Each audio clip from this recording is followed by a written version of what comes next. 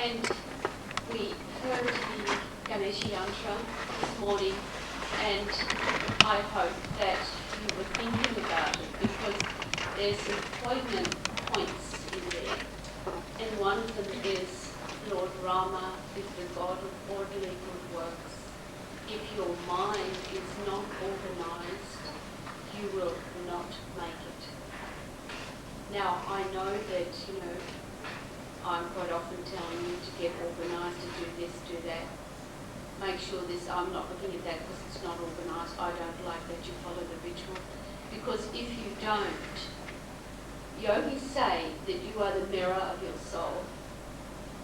If you look in a looking glass that's slightly distorted, you don't have a true reflection of yourself. Similarly, if you look into a lake,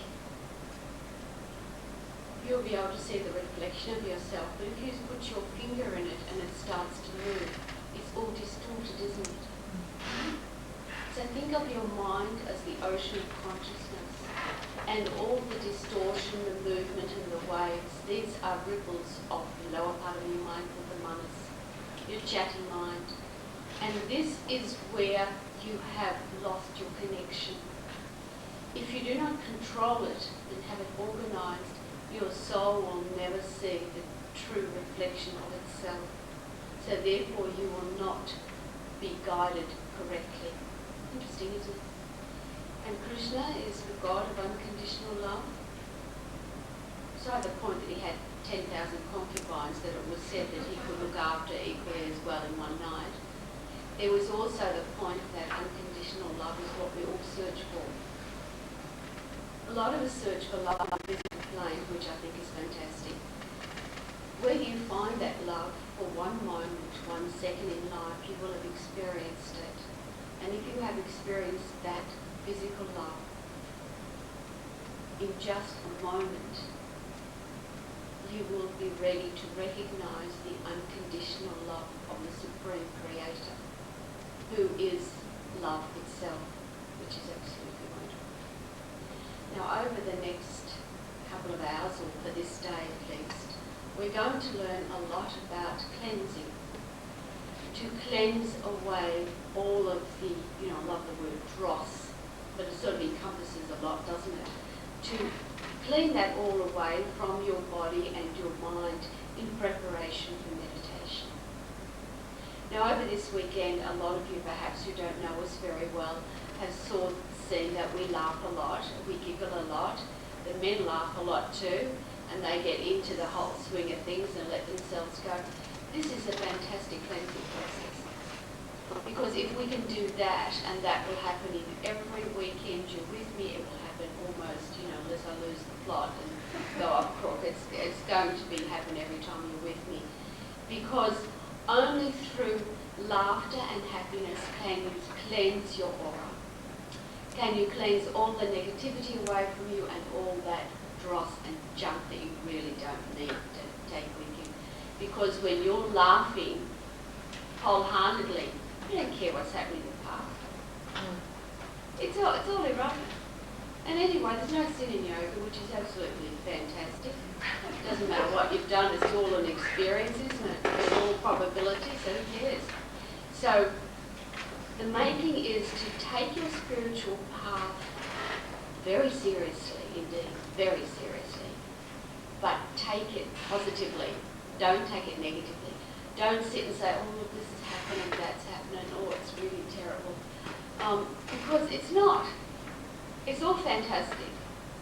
No matter what happens to you, it's just pick yourself up, get on and get on with it and forget what's left behind. Because there's no escape from the karmic web. Quite a few years ago, I was in Delhi because one of our Maharaj and my devotees was dying. And I really liked him very much. Reminded me of a little gnome actually, but I never told him. And his business was pest extermination, like flick or whatever it is here. So he had this huge company called that. So wherever I went, I would complain about rats or whatever, and he'd sort of come in with his DDT and soak the whole place out. But he was very ill, so Maharaj and I went to visit him. I think that, Thompson, you were with us that day. And I walked into the room, and he was such a wizened little fellow, and in a lot of pain. And he sang to me the chant, Durgama. And I sat on his bed, and he said, touch me, Durgama, because then the pain's gone. So I touched his hand, and he said, even if I think of you, Durgama, the pain has gone. And he said to me, please, Durgama, take my life. I myself promised him that I would fast and take some pain, which I did. He was alleviated somewhat and died shortly after. But you can't escape from anything, so why dwell on it? Why worry? Just get on with your life. It's all a cleansing process. Even if you leave that behind, that's a cleansing process as well.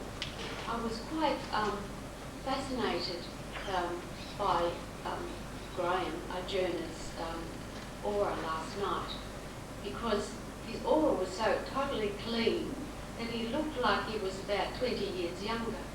And that's all what this is all about. Really living your life, who you really are. His soul was shining so strongly through. It was just wonderful to see. And so we're going to get on with it, and I am going to relent and give you morning tea this morning. So see how kind I am. And of course it's Maharaj's birthday today, so we are going to try to contact about 12 o'clock. We'll try to contact India. It's very difficult. We may not get through. But we wish him a happy birthday. And you'll see that probably doesn't remember, but anyway, we do, don't we? So, thank you, Jennifer. We'll go on with the I want you to bring all of your awareness into your body. All of your awareness. Just open your eyes.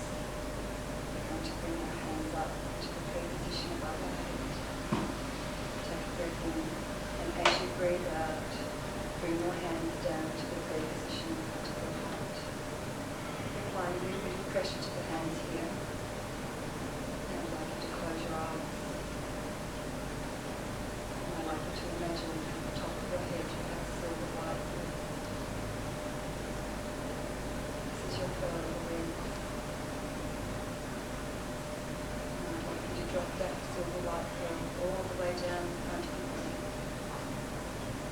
under the soles of your feet, and bring it all the way up the back of the body to the top of the head.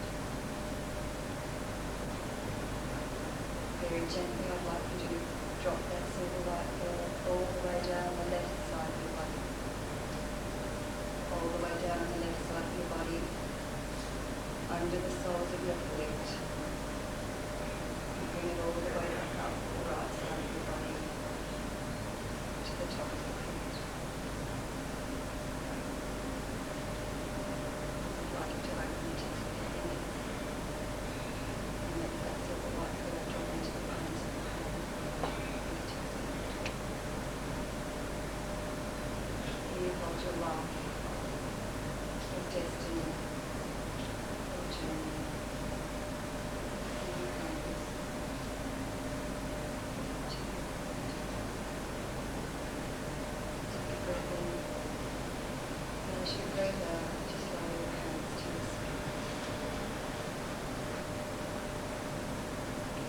Standing in Tadasana, be very mindful of your posture. I want you to take a deep breath in and raise your shoulders up as high as they go. And as you breathe out, you're going to just bend forward, making sure that your head and that your neck is relaxed. If you can touch the floor, that's great. If not, just bending within your own comfort zone. Being gentle with your body when not straining. Without moving, take a deep breath in And just open your mouth and sigh and release. And just relax into that stretch. And on the next breath in, I want you to slowly unfold, coming through each vertebrae from the bottom to the top. Keep the shoulders up. Breathe out as you roll the shoulders back. Bring your two middle fingers together. Take a breath in. Lock your thumbs over in the heart region and breathe out. We're going to stretch up with our palms together as tall as we can. Keep your necks relaxed. Hands back to back. As you breathe out, very slowly lower the arms to the sides. Try and feel the air under your arms. Hands on back of the thighs. Take a little stretch back. Just give your hands a shake and move your feet. And come back to Tadasana. Close the mountain. Kneecaps. Pelvis slightly tilted forward. Make sure your back is not arched. Take a breath in, raise the shoulders up. And breathe out and just bend forward. Just relaxing. Relax the neck. See if you can place your head in the middle of your shoulders and know that your head is relaxed. Take a breath in and slowly unfold. Nice and slow, use all the breath. Keep the shoulders up, breathe out as you roll the shoulders back. Two middle fingers together. Take a breath in, lock the thumbs over in the heart region and breathe out. We're stretching up a little bit more than we did the first time. The body is starting to relax and respond to our movements. In this position, be careful that your back is not arched. Hands back to back and breathe out. Feel that air under your arms. Hands on back of the thighs. Take a little stretch back. Come up. One more time, take a breath in. And exhale, and just kind of bend forward, nice and relaxed. Make sure the head is relaxed. Nice straightening. And your next breath in, slowly unfold. Coming up through each vertebrae from the bottom to the top. Breathe out, roll the shoulders back. Two middle fingers together. Take a breath in, lock the thumbs over in the heart region and breathe out, stretching up as far as we can. Try to keep your palms together the whole time. Stretching a little bit more, and growing up a little bit more. Hands back to back. Breathe out. Feel that air under your arms. Hands on back of the thighs. Stretch back. Release the hands and just move your feet. Just standing with your feet loosely apart. Again, we're mindful of our posture, lifting out of our hips so we're not sinking into our hips. I want you to concentrate entirely on your left shoulder. Bring all your awareness into your left shoulder. We're going to roll the left shoulder forward. Thinking about what we're doing the whole time. And now your right shoulder. Loosening up the tension in the upper part of the body. Now rolling your left shoulder back. Keeping the rest of the body still. And now your right shoulder back. Left shoulder forward again. Keep nice big circles and your right shoulder. Both shoulders forward, nice big circles. Could be some crunching and grinding, that's okay. Concentrate on those areas, use your breath. Backwards, nice high big circles. And figure eight forward, a little bit more vigorously. This helps release the toxins and fatigue from the bottom of the lungs and backwards. Keep breathing, don't hold your breath. Just stop and up, and release, and up, and release, and up, and release. That's it. Just give your hands a shake, move your feet on the floor, and I want you to clasp your hands behind your back and keep your palms firmly together. Again, being mindful of your posture. Take a breath in, and as you breathe out, I want you to lower your chin towards your chest. here we're concentrating on our neck. We're not straining. It's just a gentle stretch with your head forward. Take a breath in and bring your head back to the centre. Breathe out as you lower your head to the back. We're going to open our mouth as wide as we can. Have a good stretch of the front of the jaw, the throat, chin. Breathe out as you bring your head back to the centre and forward. Lowering your chin to your chest. Feeling the stretch on the back of the neck. Keep breathing here, don't hold your breath. On the next breath in, bring your head back to the centre. And breathe out as you lower it to the back, open your mouth as wide as you can, really stretching the jaw, the cheeks, the chin, the front of the throat. Another place where we hold a lot of tension. And breathe out as you bring your head forward one more time. Lowering your chin to your chest, nice and slow. You're breathing through the nose. Just relaxing into that stretch. Take a breath in, bring your head back to the centre.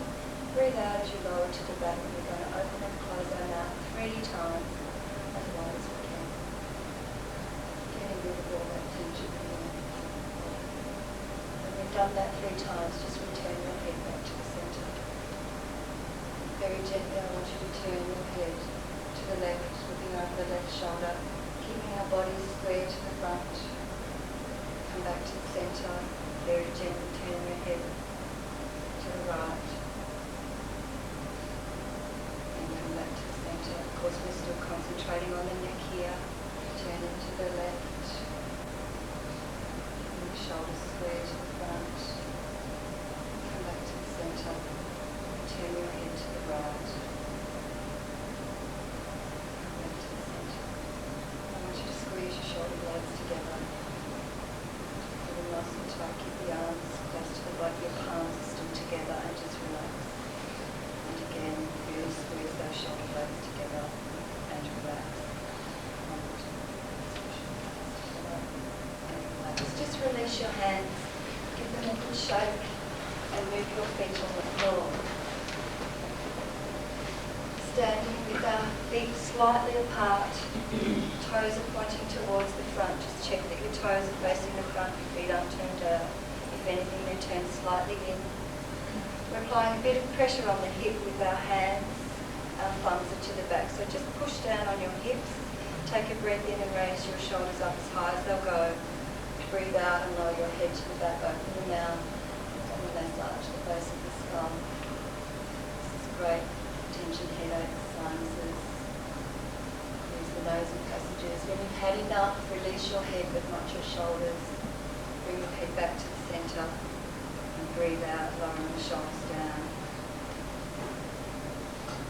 Can you do that again? Breathing in, raise the shoulders up as high as they'll go. Breathe out, lower your head to the back. Open the mouth and just slightly and massage the base of the skull. When you've had enough, release your head but not your shoulders. Bring your head back to the centre and breathe out. Lower the shoulders. Just shake your hands. Move your feet. Stand with your feet a little bit wider apart, about shoulder width. Here, posture, kneecaps pulled up by your thighs, pelvis is slightly tilted forward. Your back is not arched. So you're using your abdominal muscles. Your shoulders are nice and relaxed. Your head is upright, your chin is slightly in. We're going to place our hands on our hips, applying a little bit of pressure. And I just want you to turn your body to the left. Try to keep the legs facing the front. So we're turning from the waist, come back to the centre. There's some clicking there, some spines were aligning themselves and muscles. Come back to the centre. Turning to the left. Those are knees. Come back to the front. Turn to the opposite side. And come back to the front. Lifting up from the pelvis. I want you to push your hip over to the left. Try and keep the body nice and straight. Come back to the centre, lifting up again before you push to the right. Come back to the centre and up. Work to the left. center and up and out to the right. From here we're going to half circle with our pelvis backward. I want you to really feel this in the lower back area, all the way around, stopping on the left. And push the pelvis as far as it'll go forward, all the way forward, stopping back on the right. And backwards, stopping on the left, and forward, stopping on the right, and backwards, stopping on the left. I hope you're all thinking about what you're doing, forward, stopping on the right. And unwind, pushing forward, stopping on the left, and backwards, and stop, and forward, and stop, and backwards, stop. Fantastic. Place your hands on your feet. Standing with our feet together in Tadasana. Tadasana is the pose of the mountain. Bend your knees so that your knees cover your toes. If your knees don't cover your toes, visualize your knees covering your toes and keeping the back nice and straight. Now I want you to do 3 little circles with the pelvis, very little circles, all the way around to the left, keeping the knees still, nice and still, concentrating on the very lower back area and the pelvis. When you've done that 3 times to the left, we want that 3 times to the right. Very subtle movement, using your concentration to keep the knees still and the back straight. When you've done that 3 times to the right, we're just stopping in the centre. Again, being careful not to arch your back. I want you to close your eyes.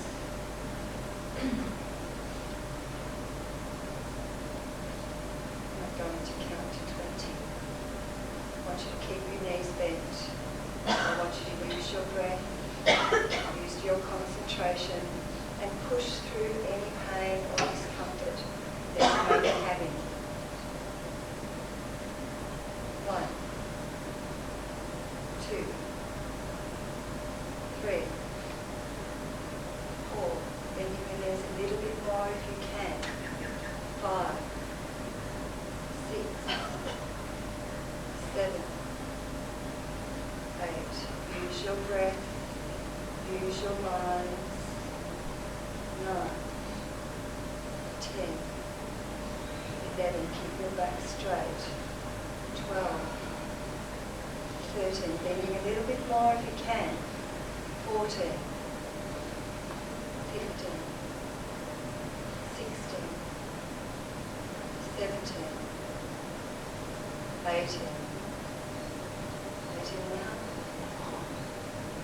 19.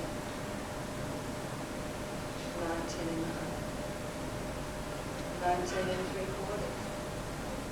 And 20. Take a breath in and straighten your legs. Come up onto your toes and rock backwards and forwards. Keeping the feet there, releasing the blockages. And just swing your left leg forwards and backwards. And across the body, be careful not to kick everyone. And now your right leg backwards and forwards. And across the body. Just give your hands a little shake. Standing back into Tadasana, feet together. Be mindful of your posture. I want you to take your hands and clasp them and turn them down towards the floor. Take a breath in and push them forward and all the way up above your head. In this position, be very careful not to arch your back. So you're using your abdominals, using your thighs, relaxed in your breath. Take a breath in and we're going to come up onto the balls of the feet. Sit, holding it up there. Try and keep your heels together, legs straight. Please don't hold your breath, keep breathing.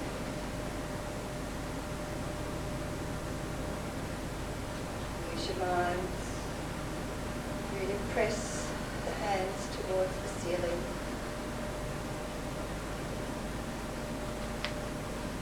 Take a breath in.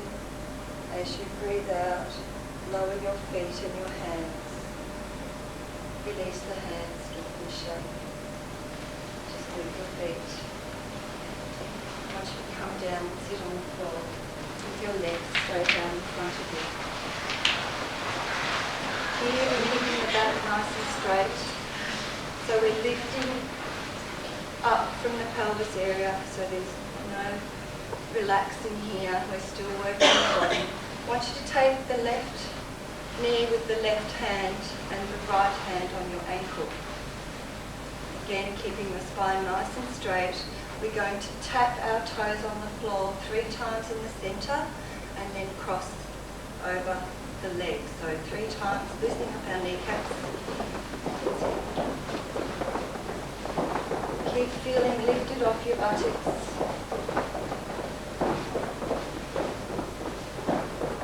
Okay, when we come back to the centre, toe up, stretch the leg out. Just give it a bit of a bounce on the floor. Just adjust your spines. Take your right knee with your right hand and place your left hand on your ankle. We're going to repeat that 3 toe bounces. Lifting off your buttocks, keeping your backs nice and straight. And when we come back to the centre, toe up, stretch the leg out. Give it a bit of a bounce on the floor. Give them a clap.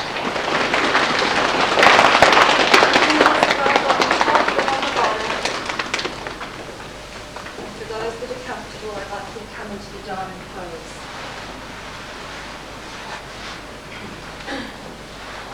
If you're not in the diamond pose, you can sit with your legs straight out in front. Here is not a resting position. This is actually an asana. So we're lifting again off the feet so the buttocks aren't really pressing down and forcing the body down. You're feeling lifted. Just close your eyes. I want you to take 3 complete breaths.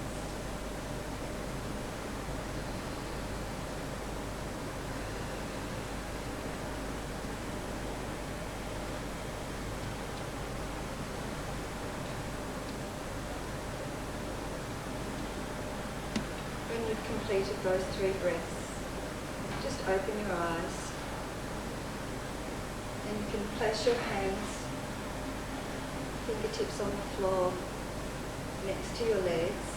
Now if your legs are out in front of you, I want you to stretch your feet, just flex and stretch. And for those that are sitting in the diamond pose, we're going to lift the left knee and the right, left and right, left and right, left and right. And both together, stretching the shins area.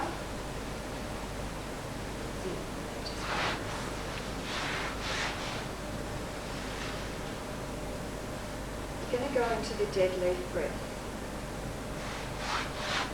The dead leaf breath is a really good breathing exercise.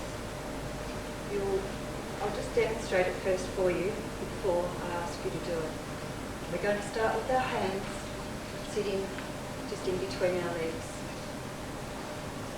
We're going to breathe in and exhale, and as we exhale we will bring the abdominal area slightly in. On your next breath in, you're going to come up, bring your hands up, breathing in all the way, and as you breathe out, you're opening to the full pranayama. Take a breath in, invert the hands, come all the way down the body as you breathe out, all the way down, keep the buttocks down to the feet, lowering to a full pranam in front. Forehead touches the floor and your arms stretch out in front of you. Continuing with the breath, you will take another breath in, unfold, come up, breathing in, and breathe out as you open up. You'll find a point of weightlessness somewhere there as you bend slightly back. Breathe in. We're going to do this 3 times. So starting, nice and relaxed. Take a breath in, come up, lifting the thighs, torso, breathe in, breathe out, opening. Take a breath in, invert the hands, breathe out as you come all the way down the front of the body, stretching out, stretch the arms, forehead is touch the point of contact with the floor. Try to keep your buttocks down. Now we're going to breathe in again and come up, unfold, and open out as you breathe out. Take a breath in, invert the hands and breathe out, coming all the way down the front of the body, and stretch out. This time I want you to hold it for as long as you can. Take a breath in. Come up and breathe out using the full breath. Take a breath in and breathe out all the way down the front of the body. And just resting in that position. Keep your heads down. Be aware of the energy. Be aware of how you feel.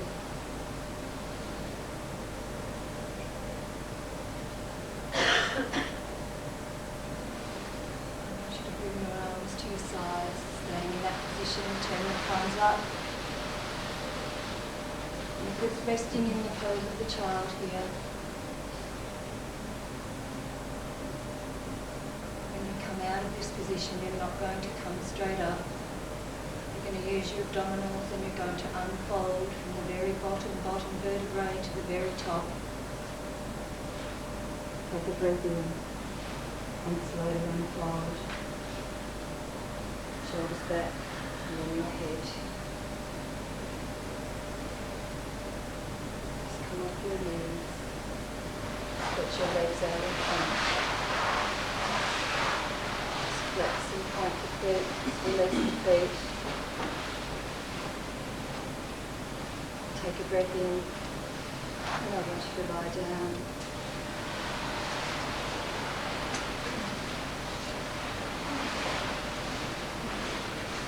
Have your arms by your sides with your palms facing upwards.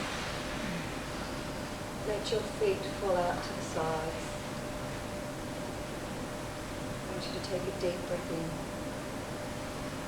Open your mouth and sigh and release. Take another deep breath in.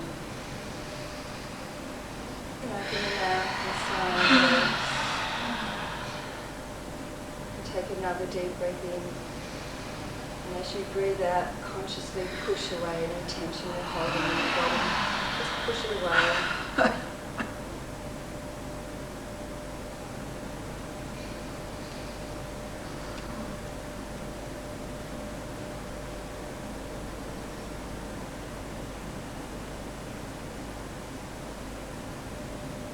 Bring your feet together and your arms above your head.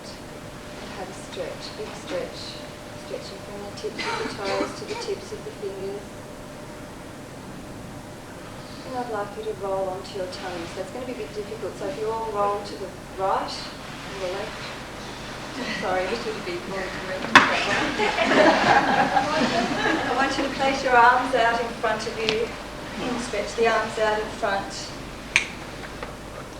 We're right hand over the left. Or right hand holding the left wrist. Let your feet fall out to the sides. This is the pose of the crocodile. It's complete resting position. Keep your heads down.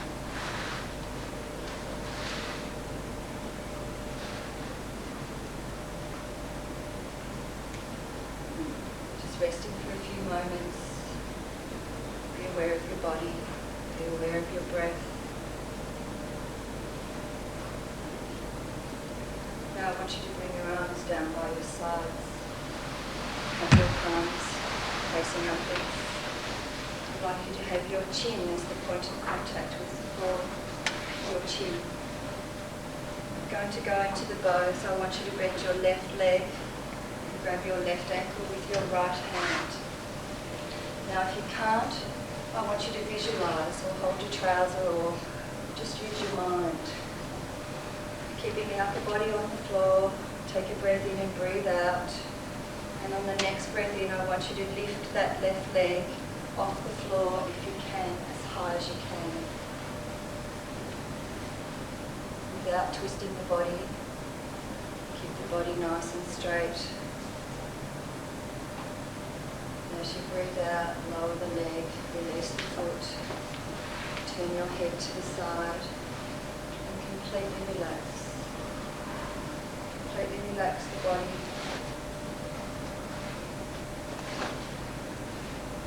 Be aware of your breathing.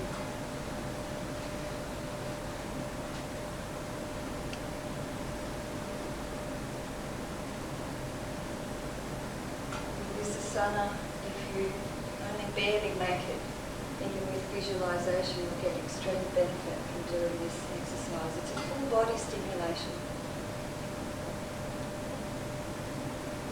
Now I want you to bring your chin back to the floor. Bend your right leg and try and hold your ankle, your foot or your trousers with your left hand. Keeping your upper body on the floor, take a breath in and breathe out. And on the next breath in, I want you to lift the leg as high as you can, lifting the thigh off the floor without straining. Release the hand from the ankle, place the leg back on the floor, turn your head to the side, just resting.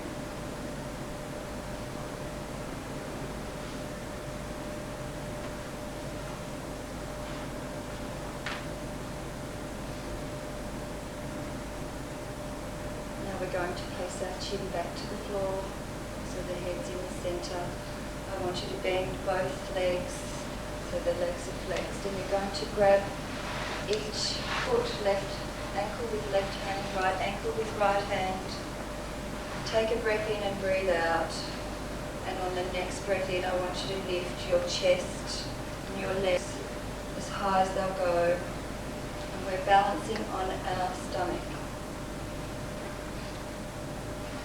For those that wish, in this position, just gently rock backwards and forwards. Here we're massaging the main meridian of the body. We talked about meridians and chakras and energy systems yesterday. When you've had enough, don't overdo it. Release and just flop and let go. Totally let go. Turn your head to the side.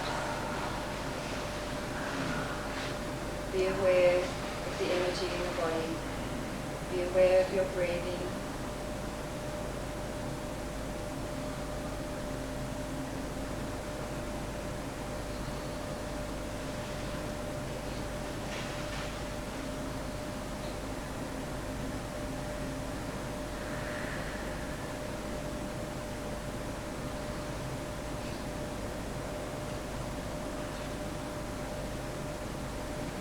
Place your right hand above your head with your palm facing the floor. Use your left hand to turn the body over, nice and gentle.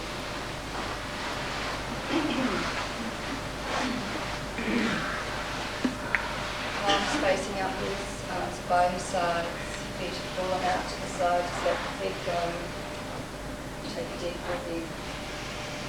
Open your mouth and push away the tension.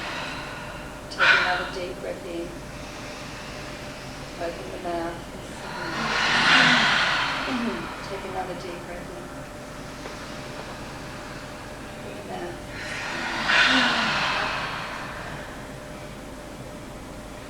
Bring your feet together. Draw your knees into your chest. Wrap your arms around the knees. We're trying to hold on to the elbows. Relax the neck. Keep the whole spine on the floor. Don't let your feet cross over, have your feet side by side so your left and your right side are balanced. If you can't hold on to your elbows, just a knee in each hand will be fine. Very gently on the outward breath, stretch the lower back and the spine. Just be gentle. Take a knee in each hand. Very gently separate the knees to the sides. Feel like you're drawing your knees under your armpits, really stretching the lower back area. Keep breathing, don't hold your breath. Keep your heads down and your whole spine on the floor. And very gently bring the knees back together with your hands and place the feet on the floor as close to the buttocks as you can. Have your palms facing the floor by your sides. And with your mind, I want you to just relax that lower back area. Really feel the lower back pressing into the floor, totally relaxing.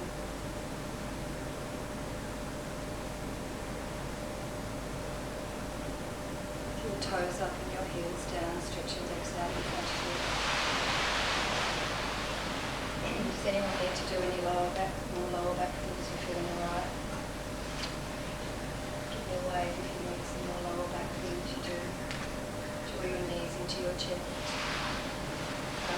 Take a knee in each hand. Keep your feet side by side, don't let them cross over. Knees are together. With your hands on your knees, I want you to do 3 little circles to the left, massaging that lower back area. We've done 3 little circles to the left. I want you to do 3 little circles to the right. When you've completed those 3 little circles to the right, we're going to have 3 bigger circles to the left. Trying to roll from buttock to buttock or hip to hip, really loosening up and getting rid of any tension in that lower back area. And then 3 bigger circles to the right. Moving from hip to hip or buttock to buttock. When you finish those 3 bigger circles to the right, place your feet on the floor. Toes up, heels down, stretch your legs out. Turn your palms upwards.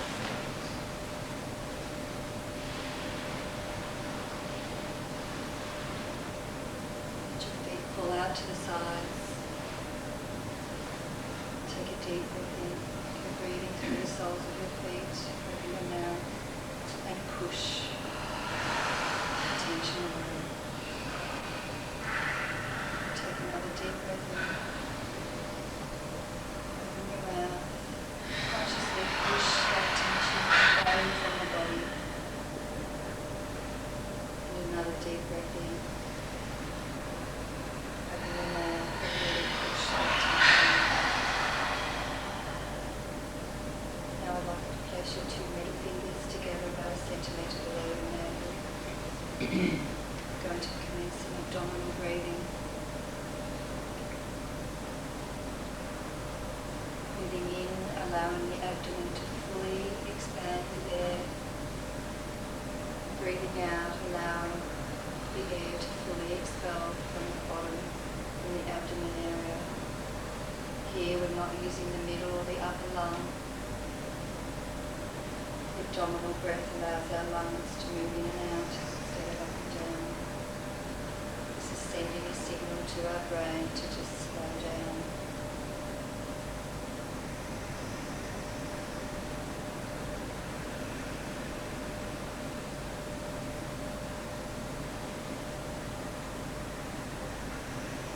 Breathing. You should be totally aware but relaxed. You should be calm.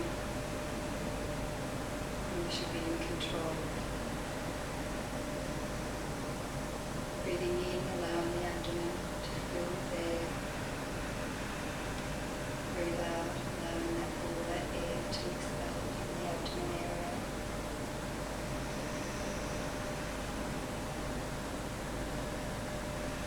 Nice deep breaths.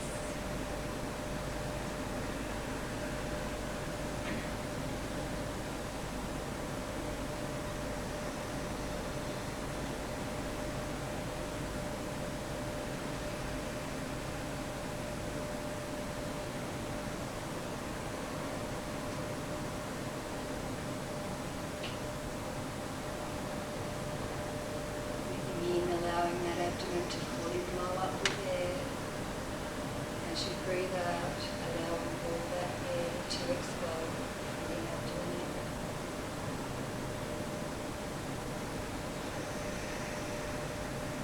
Shallow breathing makes us anxious. We went over that yesterday. Makes our heart beat faster. It gives us less of a grip on life. We want to be in control of our lives. Use your breath. Use your mind.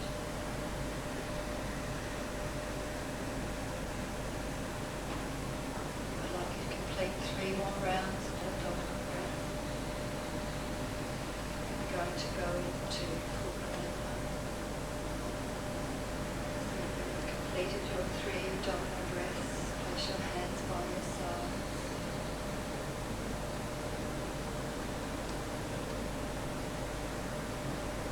Breathing in lower, middle, upper. For those that are experienced retaining in the upper, before you breathe out, lower, middle, upper. Use your pharyngeal breathing. Helps you to have more control over the breath.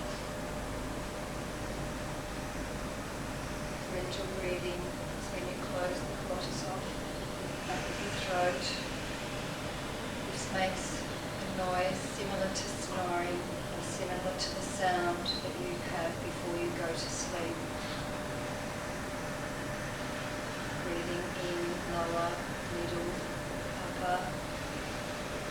Those that are experienced retaining, if you're not experienced, do not hold the breath.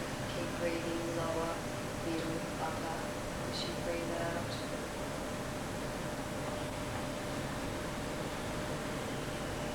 With your breath in, I want you to visualize the oxygen that you're drawing into the body, the purities, the vitality contained in the air that we breathe. And with your breath out, visualize yourself releasing toxins and negativity and fatigue from the body.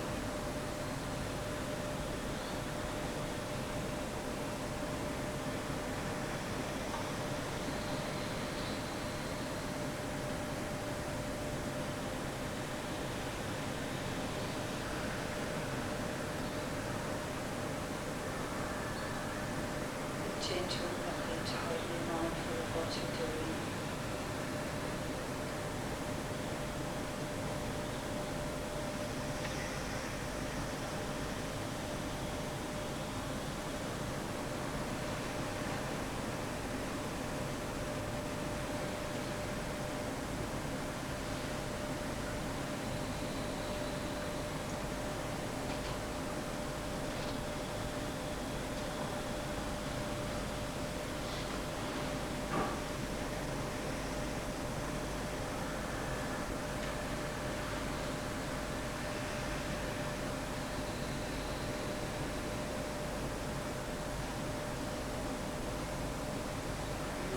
Purities, vitality, breathing out, getting rid of all that fatigue and the toxins and the negativity from the body.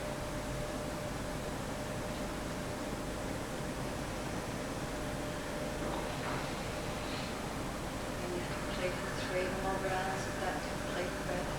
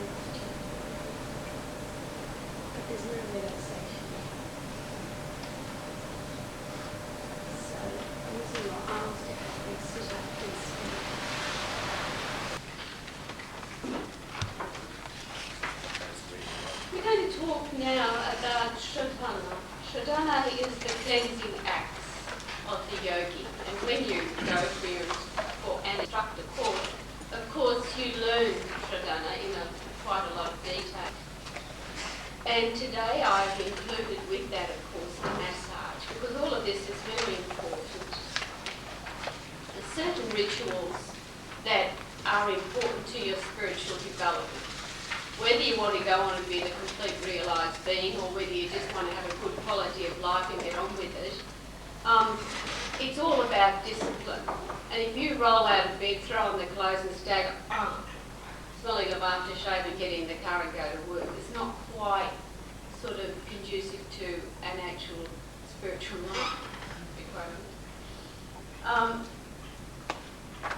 We do cleansing acts, firstly to become aware of our bodies, because I bet for the last 2 days none of you have thought about your little toe on your left foot. Is that correct? Has anyone thought about it? Did you look at it? Well, I did, because I had a pedicure last night, so I was quite happy. Did you think about it? No, you don't really think about it, do you? You don't think about the lower part of your spine, do you? Just in fact, only when you can't sit or bend properly. Well, I'm off the home.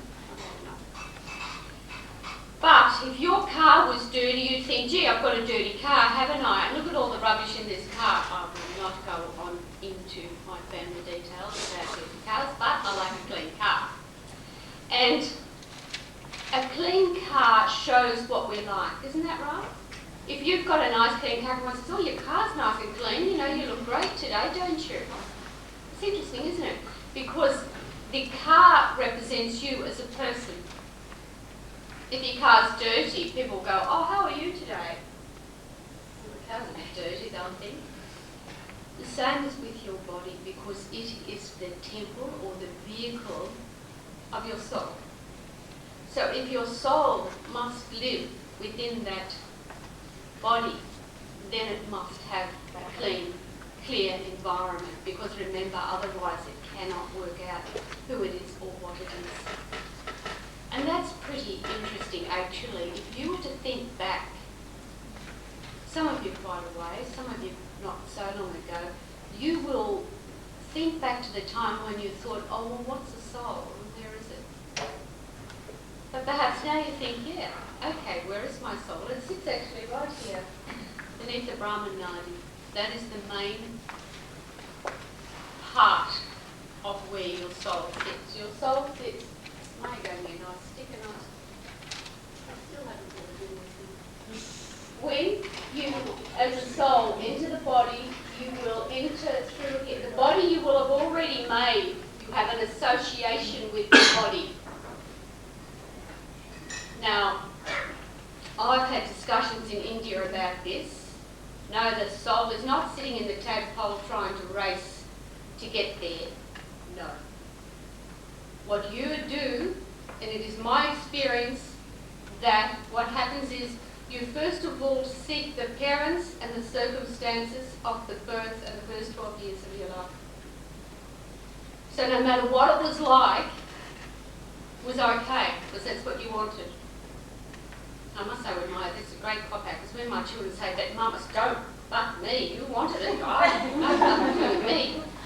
So what happened, your vibration begins, it begins with a vibration, glint in Dad's eye most likely, but it's a vibration that begins, because this is what you want. And from that vibration forms that exact body, exactly what you're going to want with the help of nature, shall we say. And when it's time, and I always think it's probably when the baby first starts to kick. Now, that's interesting, and I just want you to think about that. But that is my experience, because I associate with, any of my people who are pregnant, I will associate very quickly with that they're pregnant, but I will associate with the soul only once it decides to take up full residence. So it comes in through here, and it leaves a bit there. It comes in, leaves a bit here. It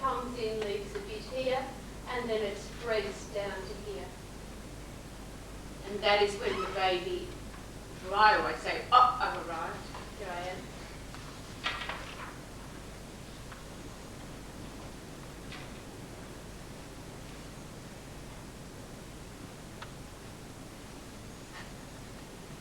And so the soul begins its journey of this lifetime. Where it goes and how it goes and what's going to happen to it is pretty important. And now you've come to the stage where you've come along here and you want to know more about it. You actually are asking to take responsibility. So we maintain our cars, don't we? Most of us have got a car, a bicycle or some sort of thing. Nowadays you've probably got a scooter. But the thing is that if it gets dented, you fix it up, isn't it? If it needs petrol, you fix it up. If it needs water, you fix it up. Do you make sure that your own body is well watered, well oiled, got no dents? Not very often, do you? And Sodhana is a way of connecting with the body. To connect with it, maintain it, get to understand it. Very important if you understand your body. Because if you understand your body, you'll understand your mind. If you understand your mind, you will know about your control over addictions, relationships, reactions, that you ought to start basically looking after that body. So when we do the Sodhana, it is an outward expression of the soul's ability to be responsible for the care and maintenance that eventually will lift the soul's vibration to refined energetic levels. So I guess you've all read my notes on Sodhana, haven't you? Who said no?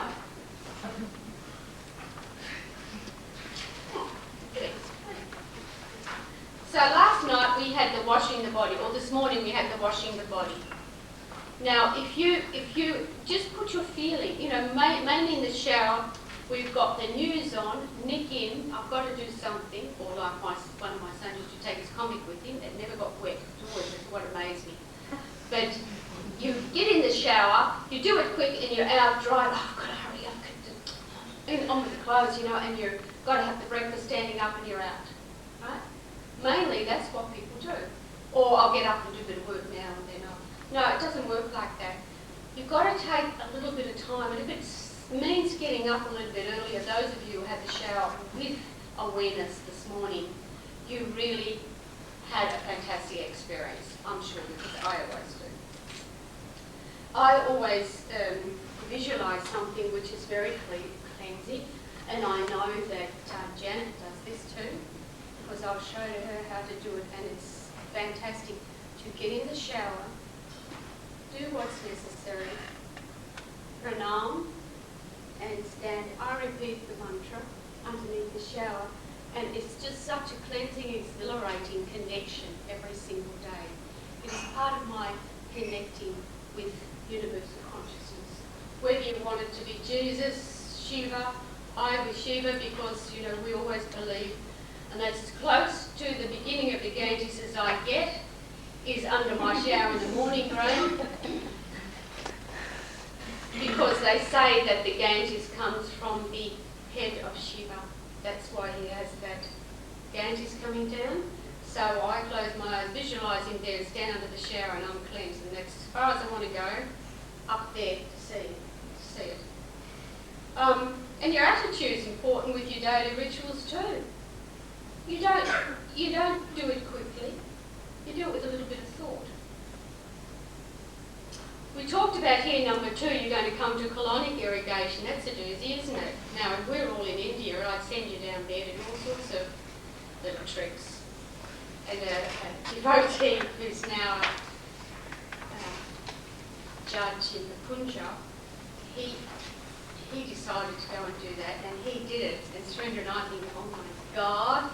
He actually liked it after a while, once he lost his inhibitions. But the only sort of colonic irrigation that I would suggest that you do is just to do your Akashi fasts. And I've got that all about Akashi fasting here. Fast, make sure that your bowel is clean and moving, make sure that you have enough roughage and you also drink enough water. Now, 6 to 8 glasses of water you might think is a bit much, because I drink a lot of tea during the day. Tea's got nothing to do with it. We're talking water here, pure, plain water. And if you don't have a filter and you don't want to buy water, why don't you have your jug of water and let it stand for a while, because you'll find that it cleans itself up. Indians now they have the dirtiest water in the world. The Indians will leave their water in the sun. They say that when the pranic energy gets to it, it is better for you. So it should be left for quite a few hours in the sun before it's drank. Very interesting, isn't it? Right. Now I've got my little basket here. Who's my assistant today? Right. I've got a red basket somewhere.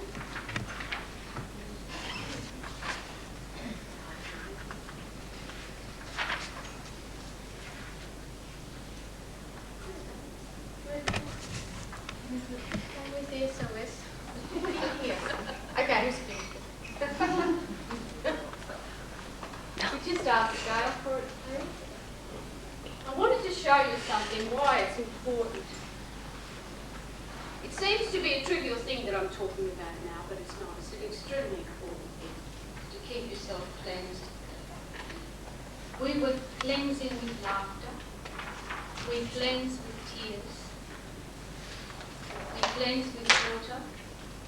We make sure that everything is in order.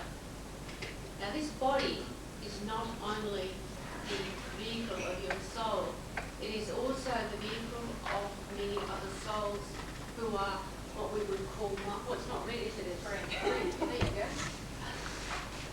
Give everybody one of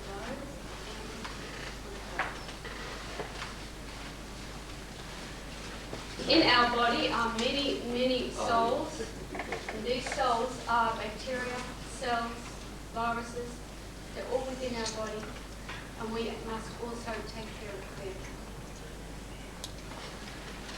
Someone acquired the tasteless Sultana when I did this one, wasn't it? I can't remember who it was. It was in Sorrento. It was in Sorrento, yes, years ago. I can't eat those. Well, we used to have all these sort of, dramas going on. But they acquired the taste of sultanas. That was pretty interesting. Now, sultanas, everyone got a sultana? Not yet. Sultanas should only actually be eaten in the winter months. They should never be eaten in the summer months, because then it heats your body up too much and you get very tamasic if you eat sultanas in summer. And so, at Christmas time we have the plum puddings and the fruitcakes and all, and we all feel like, we're real angry because Aunt Maud, sat in Uncle Jim's seat or whatever, and we made each other forget over Christmas. Isn't that right? No one gives you the right presents and the kids misbehave. It's most likely because you've heated them up too much. Just think about it.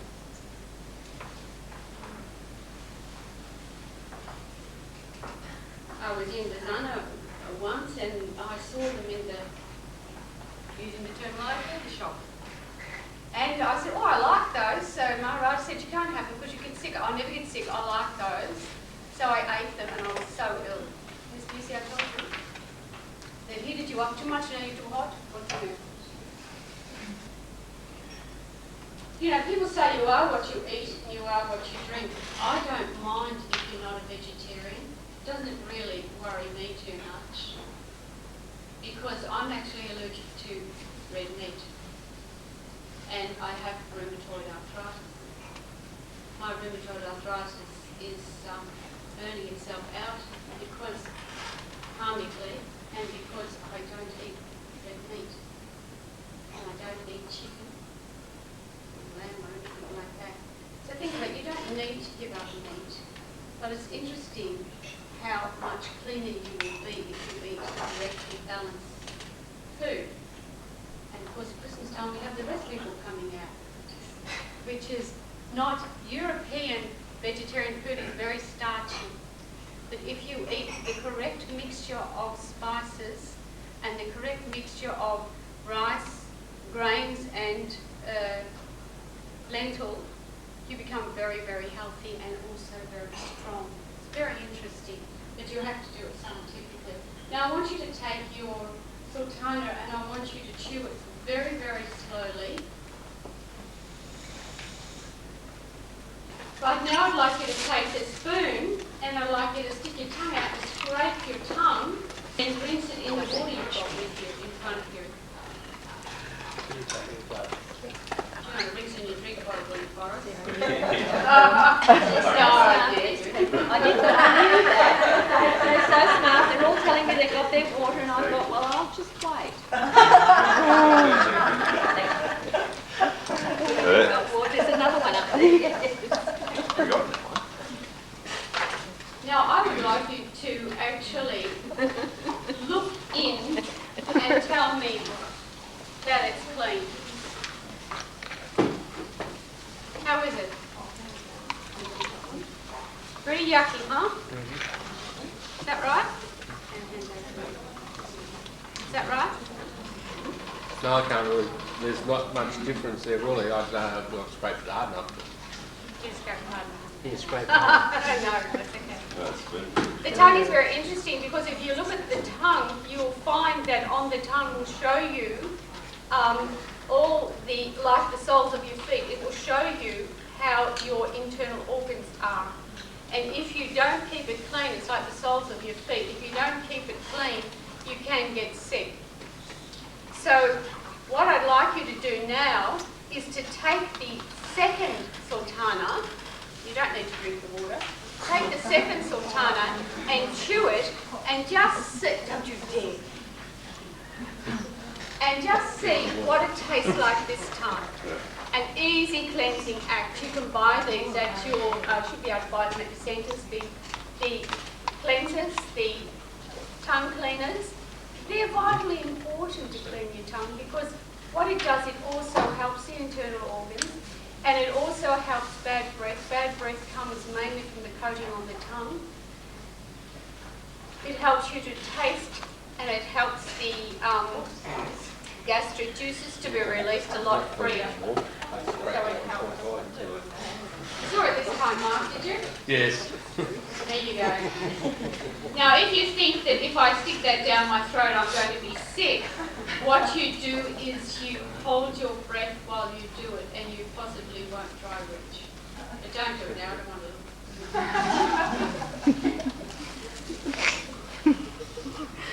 to. Is everyone understanding the difference in the taste?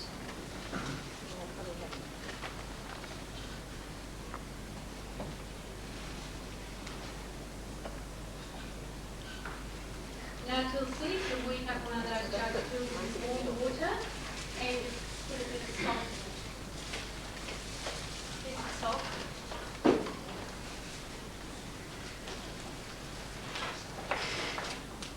And everyone can have one of these. It helps you to have an idea.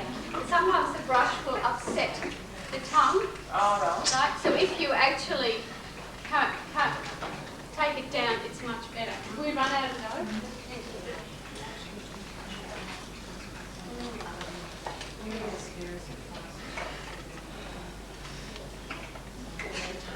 So while they're doing that, a lot of us here in Australia, especially in Melbourne, suffer with sinus. Who suffers with sinus here? Hay fever, allergies? Okay, so you go down to the supermarket, you get one of these, right? These are the best thing you can have. And you fill it up, which you've got your little recipe there of 1 cup of warm water and a third of a teaspoon of salt. You mix it up together and you press the back of your thumb against the roof of your mouth and you put it in there and you breathe in and you press so that the water will go in and they need to have in those little things, they need to have a little bit of water. So you press it in, you sniff. Not hard. And then you spit, and you snip in the other, and you take the whole lot. Now, if you put a pinch of carb soda in, that actually also helps. This, what it does, it gives moisture into the nostrils, and it clears away all that mucus that is stuck in there that cannot get out and you think isn't there.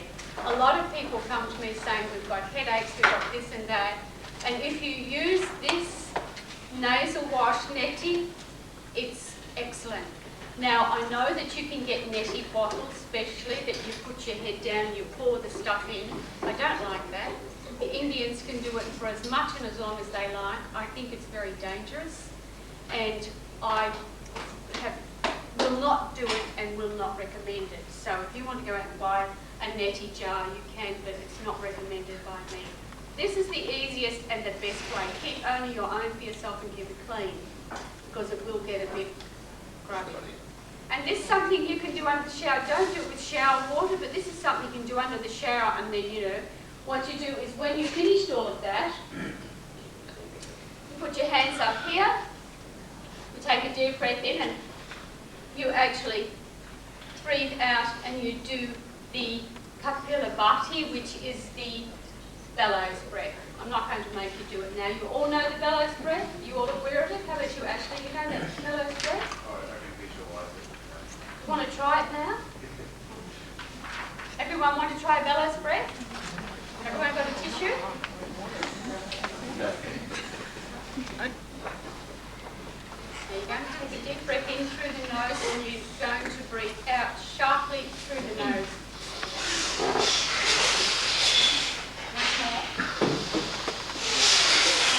Once more.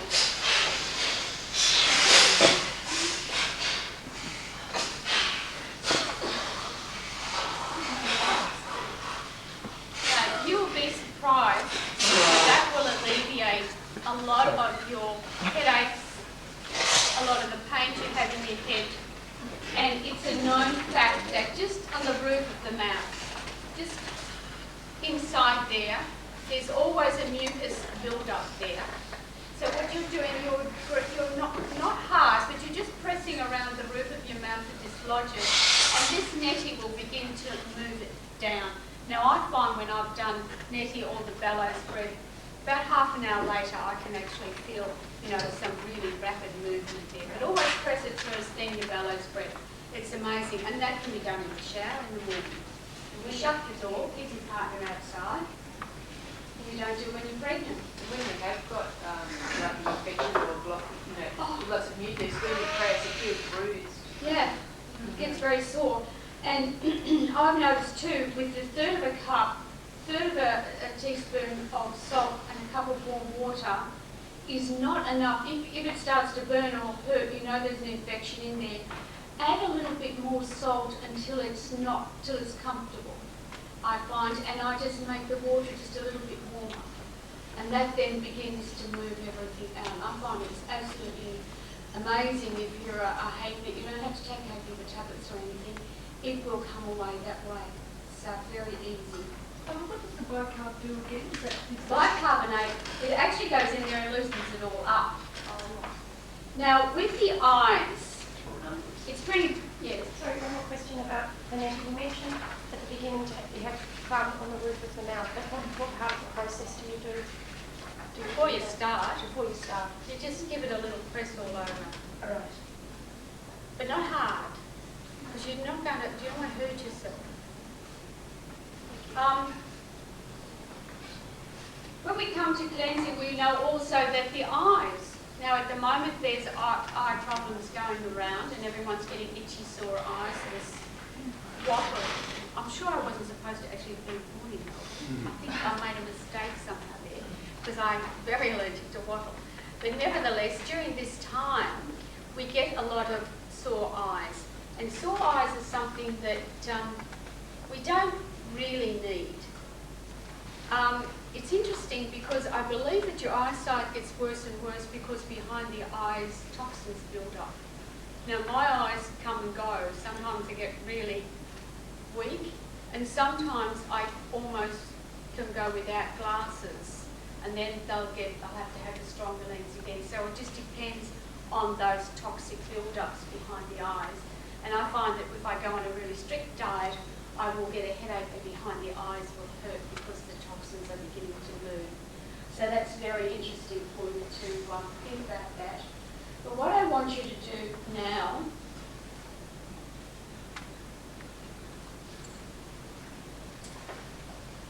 we're going to do a few eye exercises. Now in India, of course, in the ashrams, they call it the swinging of the eyes, which leaves you with, it sounds fantastic. How do you swing your eyes? It's interesting, isn't it? So we're going to do some eye exercises just so that I can show you the benefit of this little mixture that you've got there with the salt and water. So I want you to look up, say 12 o'clock, 6 o'clock, 3 o'clock, 9 o'clock, 12 o'clock, 1, 2, 3, 4, 5, 6, 7, 8, 9, 10, 11, 12, 1, 2, 3, 4, 5, 6, 7, 8, 9, 10, 11, 12, 11, 10, 9, 8, 7, 6, 5, 4, 3, 2, 1, 12, 11, 10, 9, 8, 7, 6, 5, 4, 3, 2, 1. Now swing your eyes from the left to the right. Left, right. Left, right. And leave them open, don't close. And how do your eyes feel? Sore, aren't they? Yes. All right. Okay, so now I want you to take this little glass here, hold it up to your eye, keep your eye open and blink into the water. That's filling it. That's a challenge. And then the other side. You wouldn't normally have a clean lot for the second side, but that's just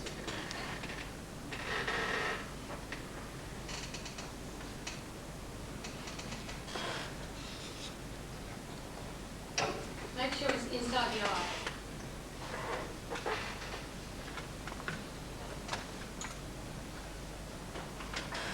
How are we all feeling? All wet inside?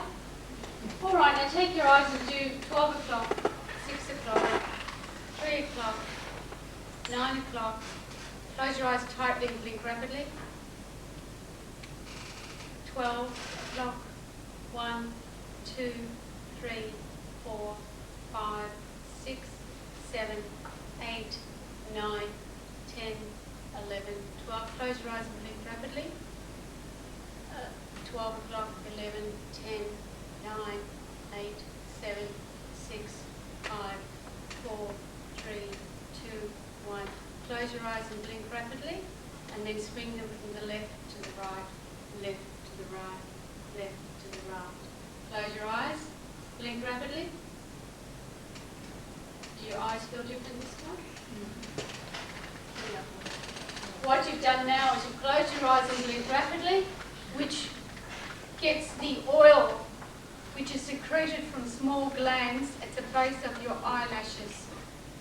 The other thing that you have done, you've rinsed your eyes, and when you've finished rinsing them, you take some salt water and you press down on your eyelid and you hold it down tight, and then you take it away. So let's do it with our hands only and just see how we feel. So we come down this side and just take it down. Press tight just at those base of the eyelashes. Take it away and just. Do you feel different?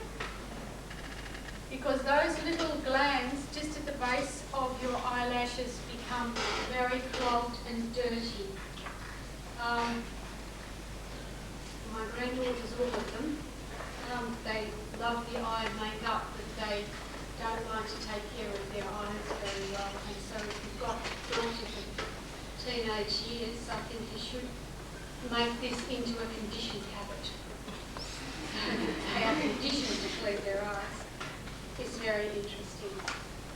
The other way that we do this in a class situation. I want you to put your little cup into your big cup now, and we'll have that out of the way.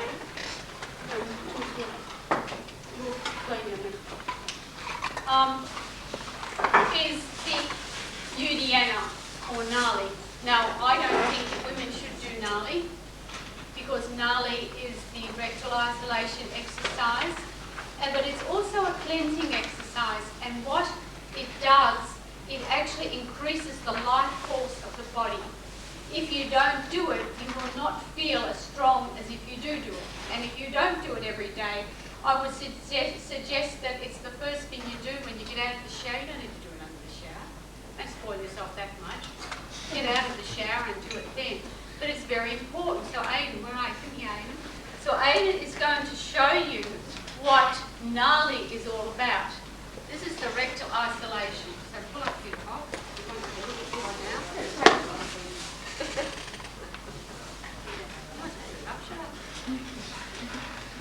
Let's have a look at the proper one.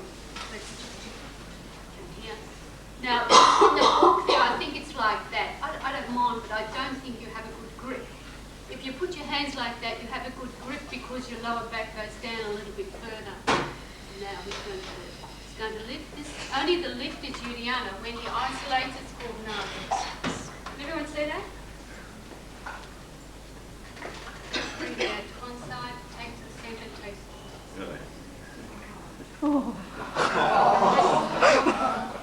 Now, Boris, you can come up here and show them how to Oh. do it as well.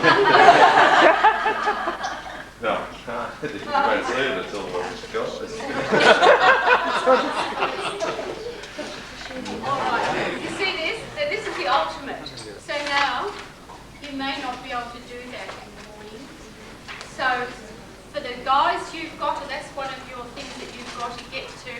For the ladies, I don't think you need to go to that extreme, but I would like you to do the abdominal lift because it's very important for you on all levels. So if I could just have you, Mary, for a moment, and if you can't do that, could you come down on your knees? If you can't do that, there's a real easy way, and not place them on the side. You know that one where you come down, and then I want you to come as close to the child, and then you go step forward onto your shoulders, so your head's on the side, and you're stepping forward. If you do this pose with nothing else, you've done Uddiyana. She doesn't have to do anything else. Now do deep abdominal breaths, and it's happening. Now you all have seen what Mary's done. I'd like you all to do it, please. So just right down. So Mary had her shoulders right down on the floor, and I'd like you to try. Very easy way of doing it. Put your head on the side, slide down, put your bottoms up in the air. That's it. Now you can feel, can't you, the abdominal lift. Is that right? Yeah. It's easy. You don't have to do anything else. Now do some big abdominal breaths. Breathe in, push it out, breathe out, pull the abdomen right in. Do you see that?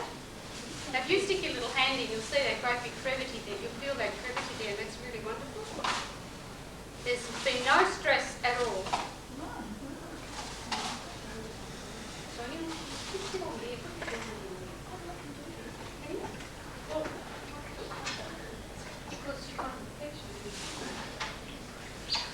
All right, now slowly come up now, and very easy, roll up, unroll, that's all you. Now do you see that was easy? So we don't want this thing saying, no, I can't do that. It's not necessary. I actually was able to get over a prolapse in a very short time, just doing that a couple of times a day. If you're at work, you do it in the morning and the evening. Do it on an empty stomach or you'll be sick. It's very easy to do that. So if you feel that you can't do Uddiyana and you're not doing it correctly, that is the actual easy way out of Uddiyana.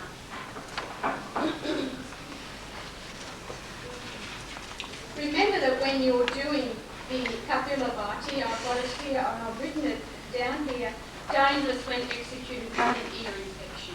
So don't do it with an ear infection, otherwise you're going to, blow your eardrum out or something. Are there any questions in this segment?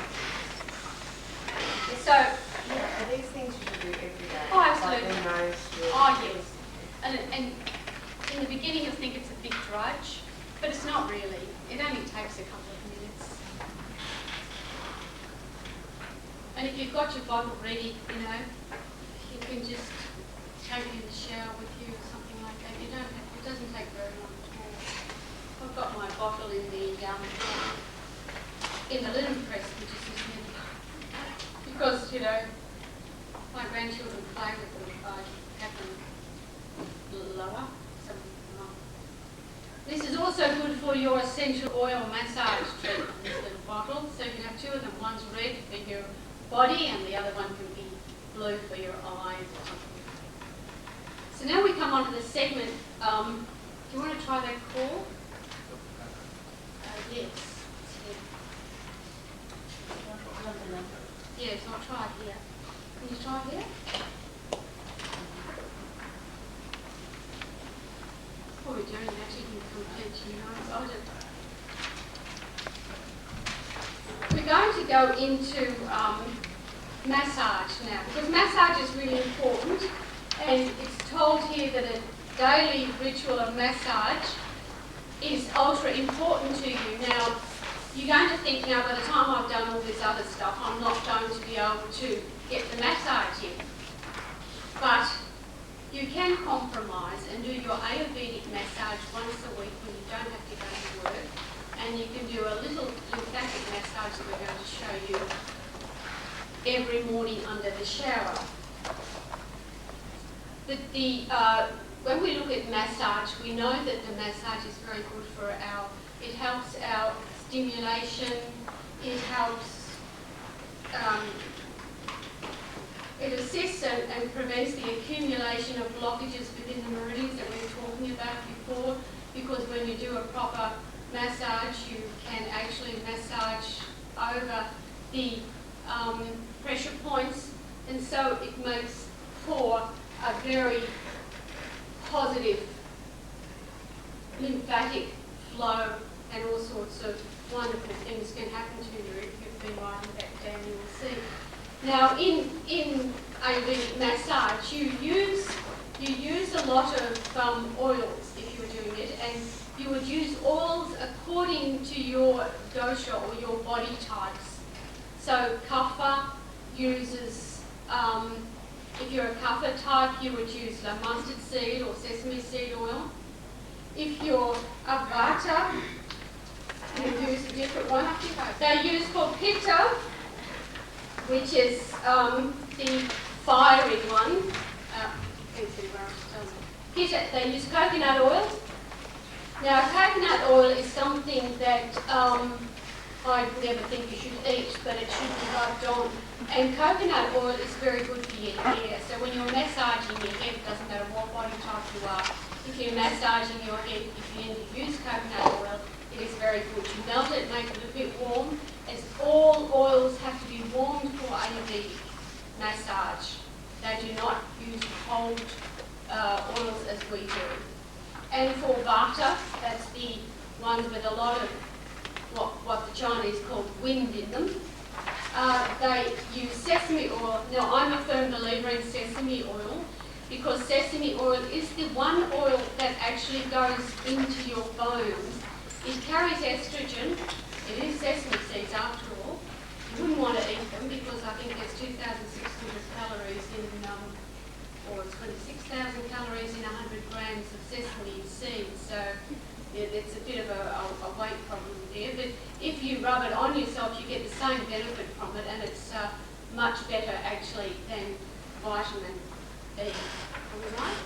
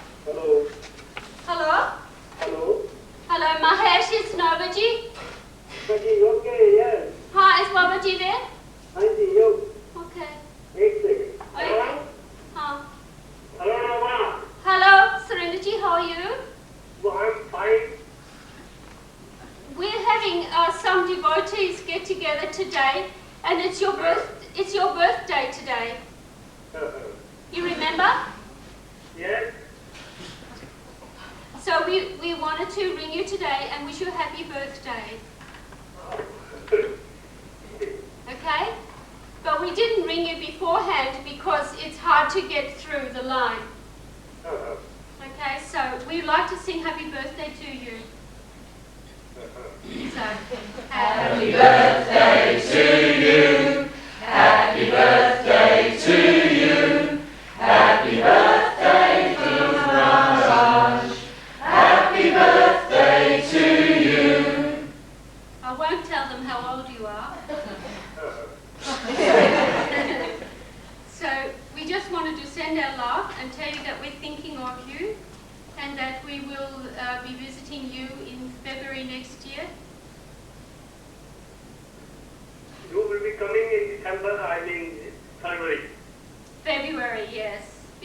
have to get well first.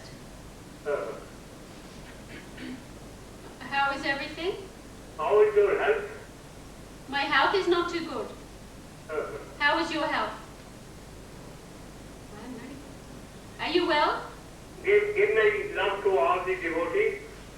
I will. And when their birthday comes, give my greetings. When who comes?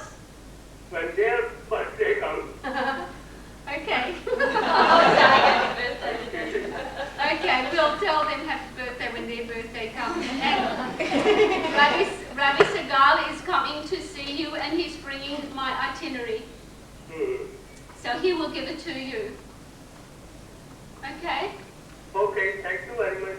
Well, take care. Lots of love. Bye-bye.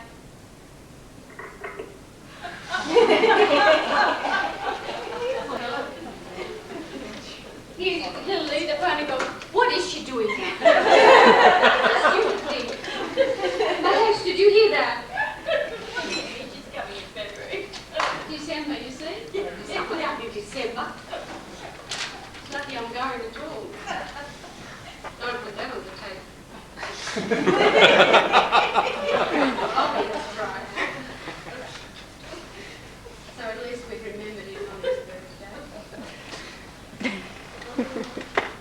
See, you might say, you might say how he is. Usually if I say to him, how are you feeling? I'm like a young man, like I'm 21. But you? No, you're very old.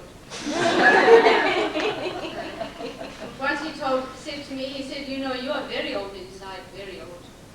Very, very old. And for about 2 days I thought, oh, maybe I'm getting that aging sickness. There's a sickness you're getting in here, actually, that ages you quickly.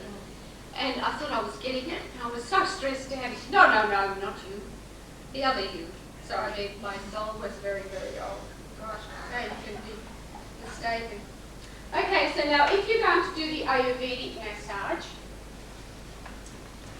you would take your oil, you would cure it first, which I think I put in there. I don't bother too much with all this nonsense. I buy cold pressed sesame oil, and I take it and I have it a little bit warmed up because I put it in some warm water. And if you take enough of one of these, don't store your oils in it because oils become contaminated. Store just enough with whatever you're feeling on that morning. You might feel like lavender mixed with something or other, or something mixed with your little mixture that you've had. Put it in here and use only this. And you can put it in the basin or in the shower. It'll keep warm. It only has to be, your own temperature, or rub it in your hands before you put it on.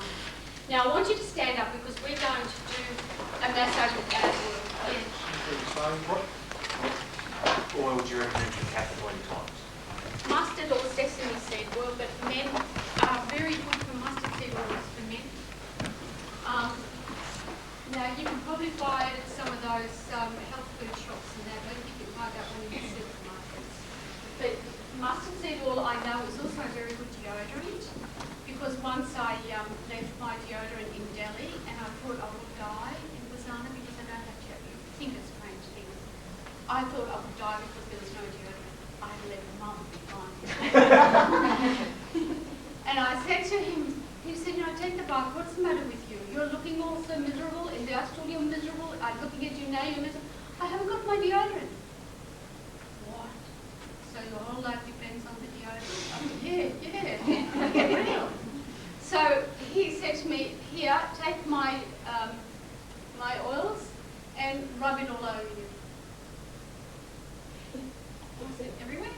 He said, yes, everywhere. You see, I'm rubbing in my head, it's very good. And I said, oh, God. I can't do that. I said, no, we'll have to notify Delhi to bring it. Which you did, I'm like, yeah. But in the meantime, I had a couple of days where I had to use mustard seed oil. Now, I thought my skin's going to turn brown and it's going to get all over my clothes. And what the hell, I need deodorant. And it was the best deodorant I had ever used. It was just amazing. So it's also a very good deodorant. I didn't go far as well, but I didn't put it in my hair like you suggested because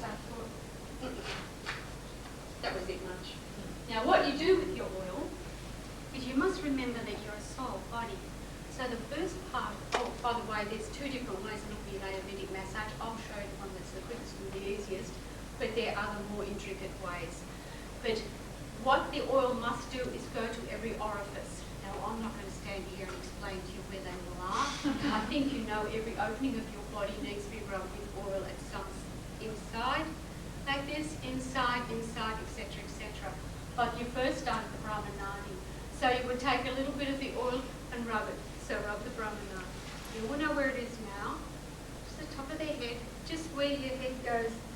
Just here. It's a bit sore probably. Just rub that. And now you would rub just your head, starting here, going up. The idea.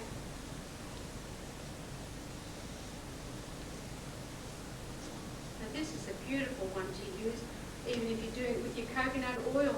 It's absolutely amazing. Then you take your hands. Now, Ayurvedic massage is differently done to ours. It's done with the palm of your hand. So the palm of your hand, you rub your face. And you remember all the spots that need to be rubbed. Circular movement on the face, making sure that every part of the face has moved.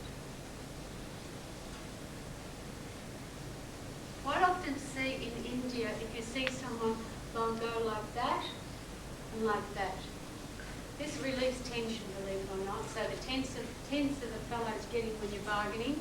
The more he's going like this and this, the more you know you've got him.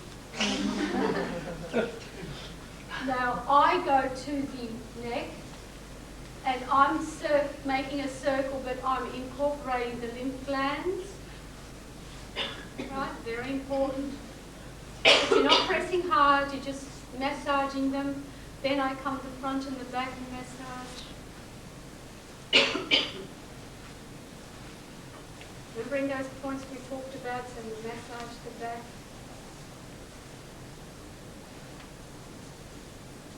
Now we come down. It's written in the book the exact way. So you come to your heart, you massage your heart with the back of your hand, and you put a bit of time and effort into this heart one. That's pretty important. And if you remember with Ayurvedic massage, when you're massaging now, you will rub the big joints in a circular motion.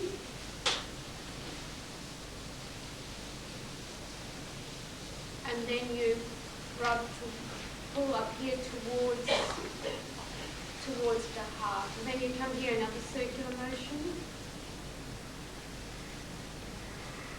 And then you pull up. Here again, a circular motion. And then pull up. So you go all the way around it. Flat of the hand, when you're going like this, you never press or prod or move. And the other way as well.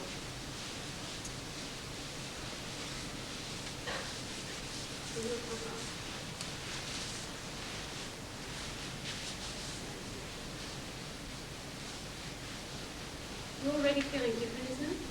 You're already feeling it's really good. So you just think about it, you've got your oils on here and you're doing this massage.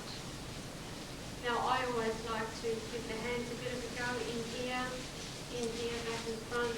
Those pressure points, remember. Now, you can either go to the feet or the abdomen, but let's go to the abdomen before standing there. And we do it in a clockwise way, and we move it.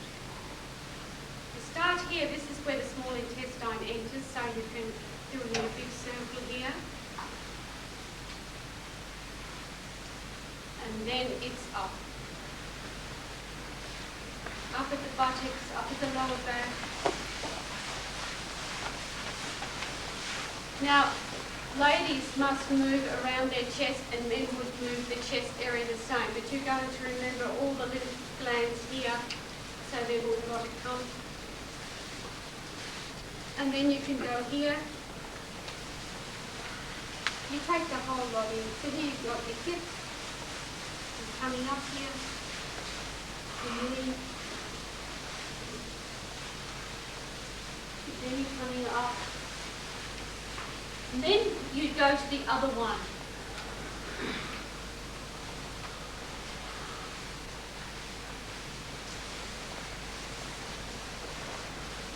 Then here. Now you would sit down to do your feet because you need to get underneath your feet. We're not going to worry about that because we're going to actually teach you a foot massage at the moment. Now what you would do now if you had put the oils on is to wrap yourself in a towel and wait a few minutes because you should be waiting about 10-15 minutes if you have it. So that's why I say that massage needs to be done when you have the time. So don't set yourself that goal of doing it every morning because it's not necessary. But when you're in the shower, the other one is necessary. So would you like to come out and show them how to do the quick lymphatic massage that I teach? You remember it? Yeah. Now this is the quick lymphatic massage. This is pretty much the same that you're going to do in the shower. First of all, we clear out underneath the arms. So you come from quite high, and then inside 3 times. And then it's just light because this lymphatic system is just underneath the skin, so it's not heavy. So you just coming up the arm. And up the knees. And then underneath from the elbow up through. We do it sort of 6 times, something. We do 6 sort of sweeps. And this is quick under the shower. And then the other side.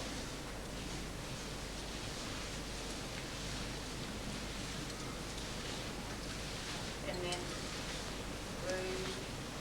So you're doing a really quick version of the one I've just shown you, aren't you? And then we come around on the chest. You've got all your lymphatic system up here. Then your right. And then we start down on the legs. So you come up, so you do both of them at the same time. You come up, inside. And then you start from the knees and you come right through the inside and through the groin and up. You right through that lymphatic system here. And then the same thing clockwise on the stomach.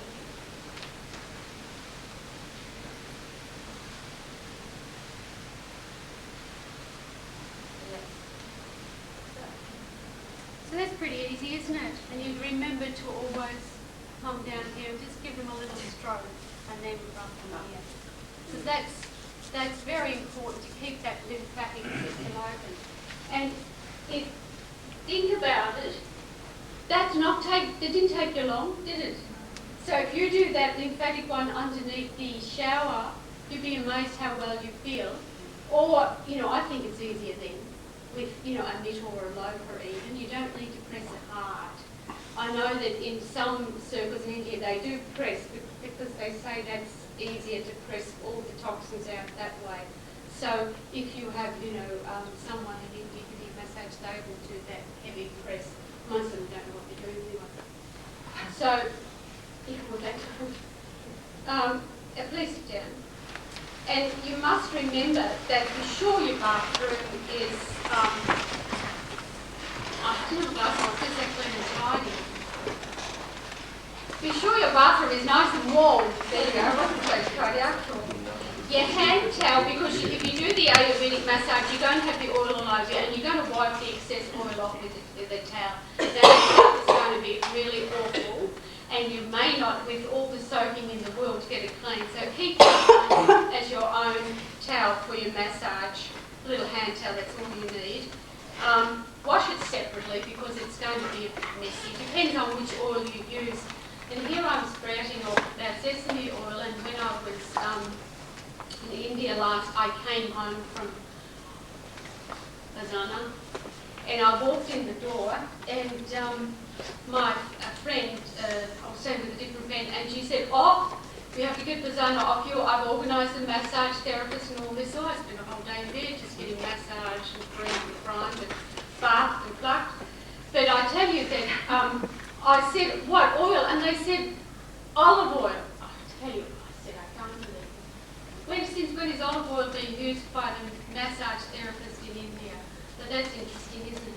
And I must say that I had a very nice massage with it, and the oil did feel very nice on my skin and left a lovely feeling, and you know, it was head the whole work, so that was, I think it took 3 hours. You can imagine what was under that. So the contract, so be quiet whilst you massage and think happy thoughts. Because remember the vibration of your thought pattern. If you're cleansing, you don't want to start getting it all negative again. And I've got a little bit here about contraindications for essential oils, so don't go willy-nilly. If you've got high blood pressure, you don't use rosemary. But if you have it, rosemary is wonderful. If you boil it, you know, you've got a rosemary plant and boil it up for about 20 minutes or so and strain it and keep that water for the final rinse of your hair. It's a wonderful tonic for your head. Although used to make my kids high, like hyperactive when I was doing it, so make sure you do it when you're on your own. So I've got here, because high blood pressure, epilepsy and pregnancy are things that you then don't get really silly about massaging.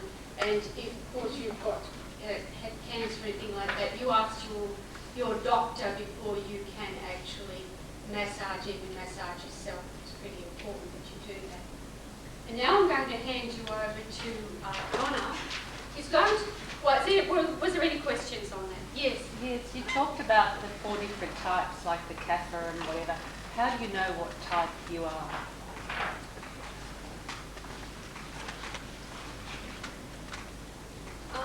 We have courses on that, so I probably shouldn't mention it because it's a bit off-putting, isn't it? But I don't think that you are a Kapha, and I think perhaps just the sesame oil would be fine for you, because I don't think you're a Pitta. I think you're more of a Vata personality. These are personalities that we're inborn with, and when the Ayurvedic doctor touches you, he actually does it according to what you are. So that's really interesting. But we go through that. We do have a course in that, I think, next year. We go through it a little bit. What of that changes too? It does change. You have your basic dosha, but it changes all the time. And it's really interesting because they can't do mine. Because mine shows neither Kapha, Pitta or Vata or Pitta. So that's interesting, isn't it? So, but it does change because when you get out of balance, you know, when you're in balance, you feel really good, really fantastic, and when you're out of balance, you always feel a bit not quite right.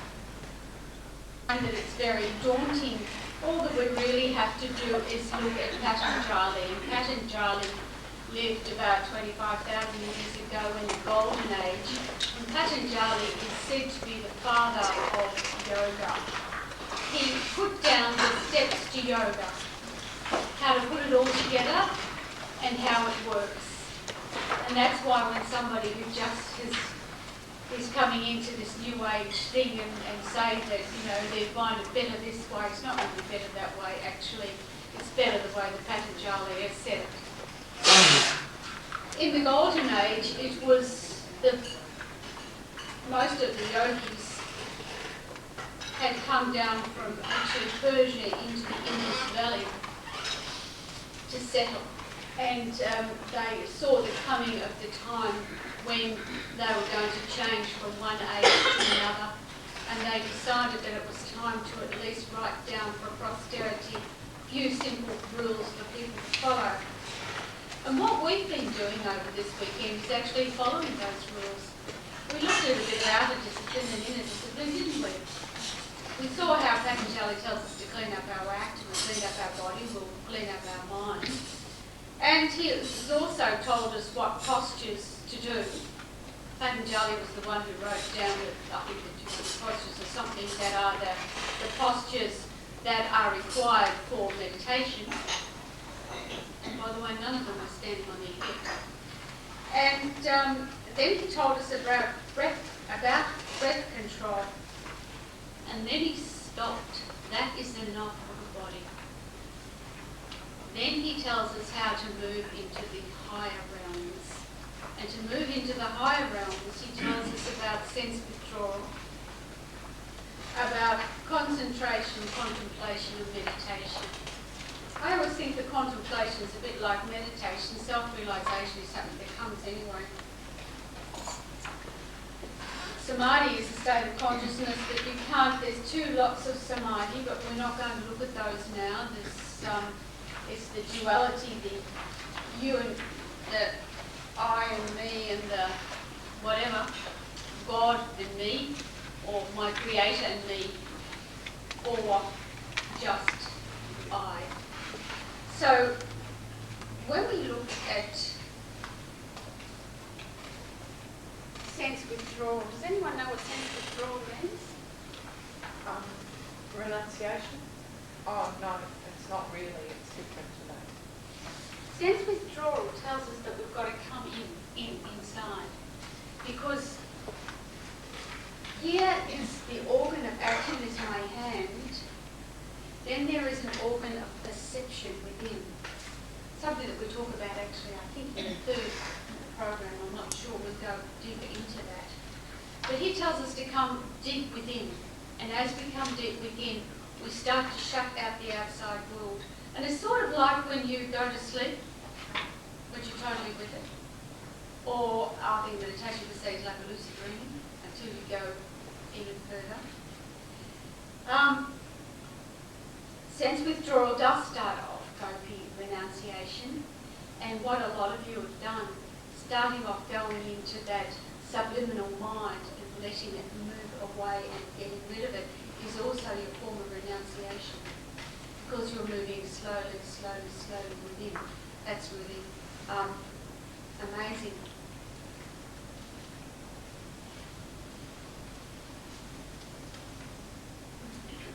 And his also talks about non-possessiveness, which is part of that renunciation, and that's not holding on. Don't hold on. It's, I always laugh because my teacher says, get rid of the body, get rid of the body. And I say, well, I'm having a good go with all the answers I have, but I haven't quite succeeded yet. But he's not really talking about that, of course. He's talking about something deeper. And that's something that it was interesting to me because I said to him many years ago something, and he said to me, well, he said, you will have shown me that you have made it when you can change your astral body at will. I thought, I'm having enough trouble losing weight actually at the moment. I've been a little bit heavy here. But it finally came to that. But nevertheless, that's exactly what we're doing. We're changing our physical bodies anyway, aren't we now, in what we're doing? So let's put it down to our everyday life. Graham changed like immediately last night while I was watching. You change all the time as your vibration is refining, you're changing. Now, I've written here and told you about the meditation workshop. And I told you yesterday about the soul, about what Edgar Cayce and Tahan Desjardins had said about these souls which go from place to place. Now, unless we can keep up with all the others, we're going to miss the boat. When it comes to going off to the next dimension, we will be annihilated because our identity as a soul will be finished. But that's an interesting concept. Sorry, when we put all the others, That's she said she didn't. No one else asked that question. I was just going to move on to all other souls. on the other plane? No, all other souls on every Okay. plane of existence. Truly. Says in the ancient Vedas that if you don't get a move on, you won't miss it. So just think about that. You've only got 420,000 years to go to get into this journey anyway.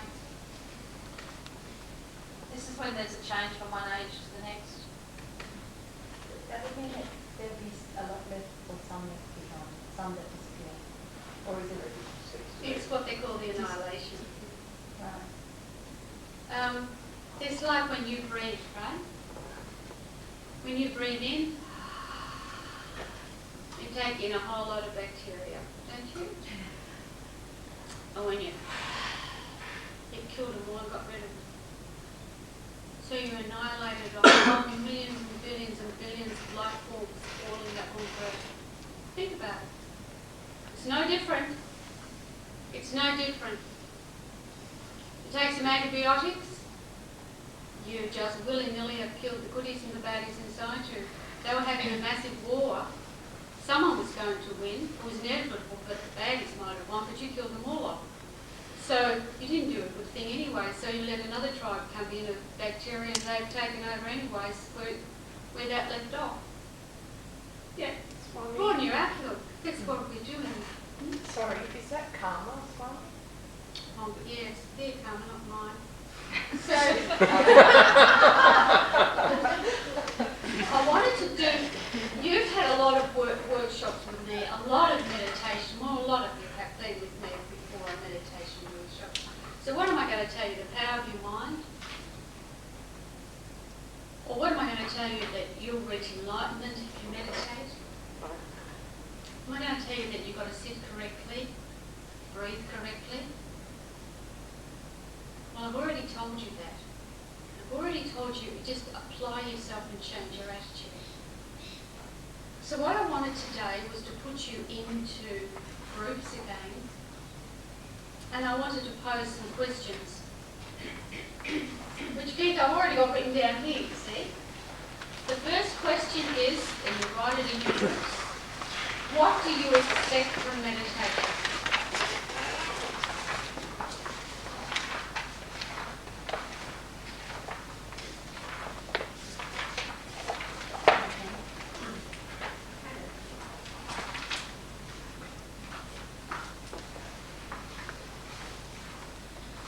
And reflect on everything that I've said over this weekend, because everything I've said had to do with here and now, where you are by this present time. What actually made you realise there was something beyond the light belief? What was it? What was the first thing that sparked you off?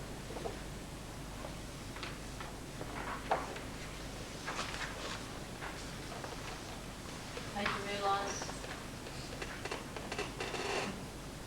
There was something else. What sparked you off onto this line, onto this sort of thought patterns, if you like, to meditate?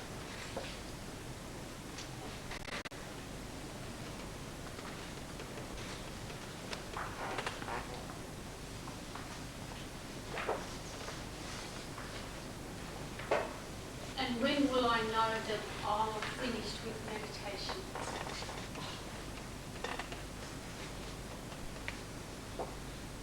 Do you mind writing those in the book? And so I would like you to get into groups and discuss that. And don't close your eyes and go to sleep.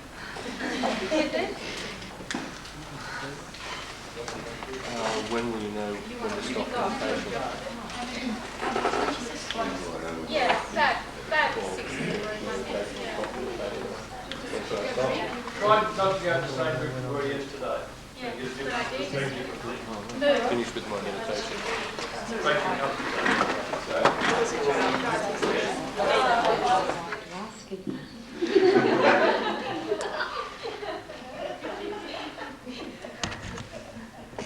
What's it? Right, I don't know what the first question up there is. I can't do it round. So why do we have plateaus of meditation? Let's see, who can answer that question for me? I gave you the answer in the conditioning workshop. I'm not going to ask you. so that you know that you're working through those layers. So we've got one that's working through the layers. Anyone else who can answer that question? Mark? If you plunge so deeply into the bottom layers, your self-awareness would blow out of proportion. You would not be able to understand what you see. So you have to work down the layers or the plateaus as you're working down. So when you're actually at God realization, you can understand why you're there. Yeah. Because it's like building a house, you have to have strong foundations. Ah, yes. Good on you. It's true what Mark said, and it's true what you said, Judy, and it's true what you said, Aidan, but the building the strong foundation so you don't fall down and crumble. Because most of you have heard of Mahatmas who are very famous, isn't it? And how they fall down. We only have to think in this last couple of years, the Rajneesh, who gave the world ecstasy tablets. So we have to make sure that as individuals, make sure that our foundations are all nice and solid, so that when we reach a plateau, we just don't, give up and say, oh look, my meditation's not going any, nothing's happening, so I'm giving up. It's a time when most of the activity is being done. If you're an initiate, you'll find this, and it's really hard to go on, but it's at the time when the Guru is actually working the most with you. I mean, you go very easily when everything's jogging along and everything's really honky-dory, and you think, well, I'm the best meditator there is, and all of a sudden you hit the brick wall and think, oops, nothing's happening. I can't meditate. I can't think straight. As soon as I sit down, my mind's all going silly. And this can go on for a couple of months. And then all of a sudden you'll find yourself on a totally, you didn't really expect it, and all of a sudden things are going along really well again. So you've got to think that those plateaus are vitally important for your evolution and your growth. I think even in flowers, when they grow, Boris can probably help us there, that they have a time when you think they're not going to grow at all, and all of a sudden the next day you look at them and they've grown quite a bit. Well, that's what happens with meditation. Has anyone got something to ask about that? Yes. Are plateaus the same sort of thing as vibrations? Or is that different? Like when you raise the level of vibration in meditation, well, as you're developing... You're refining it, yeah.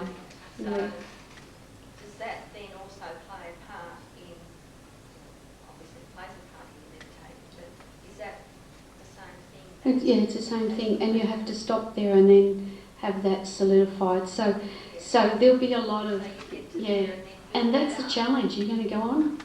A lot of people don't, because I think, oh no, I tried that meditation, it was no good at all.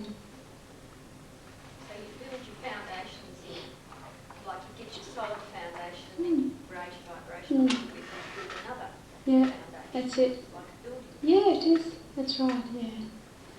Rukmini, first, When I've been ill and being unable to meditate, I've just been through a couple of weeks of bad bowel trachea variolitis, and it really just took everything out of me. At one stage I was so weak I couldn't even do up buttons on my dress.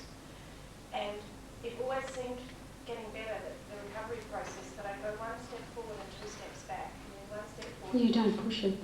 Yeah. All you have to do then is use that contemplation thing and think. Yeah.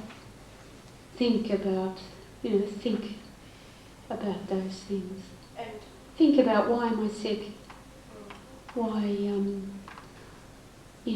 it's something that I've earned. Even the common cold you've earned. So, in time, I will have paid for it and I'll be better again. And when do you know when to meditate again after? It'll come. You don't push it. Because you're pushing, you're conditioning it. Yeah, okay. Yeah, you get back to your practice as soon as you can. One thing, as you go along, the sicker you get, the better your meditation is, by the way. You start to operate more in that sort of seer form, then the body has really nothing to do with it. One night I was able to meditate and it was amazing. There you And go. then the next few days I couldn't. No. Graham. How many plateaus or levels is there? Oh, there's as many plateaus and levels as there are chakras in the body, and as there are layers of your aura, and that's just the physical body.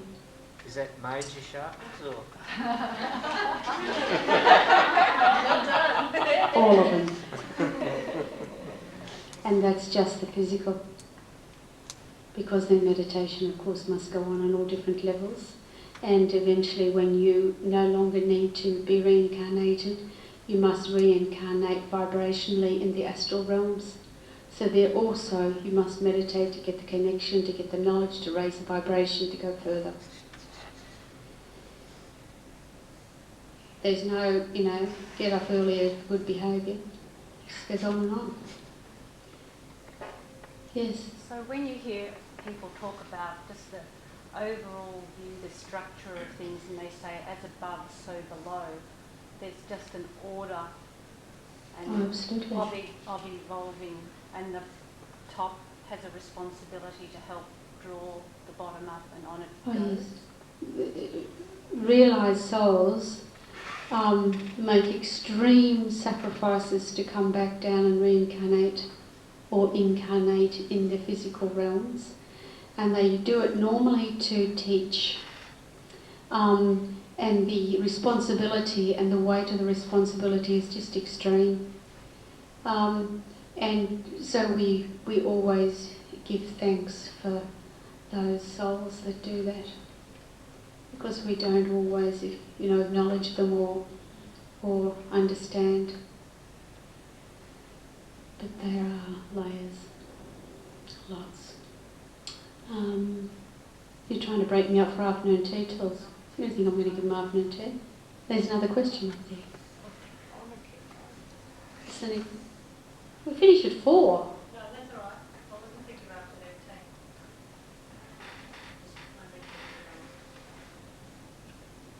tea. Are you talking to me or I?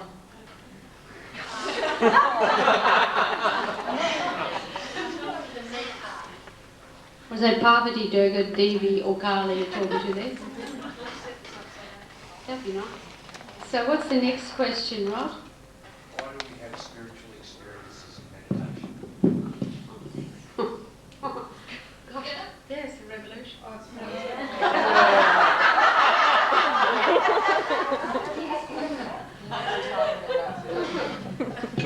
So can anyone answer that question? Why do we have spiritual experiences in meditation?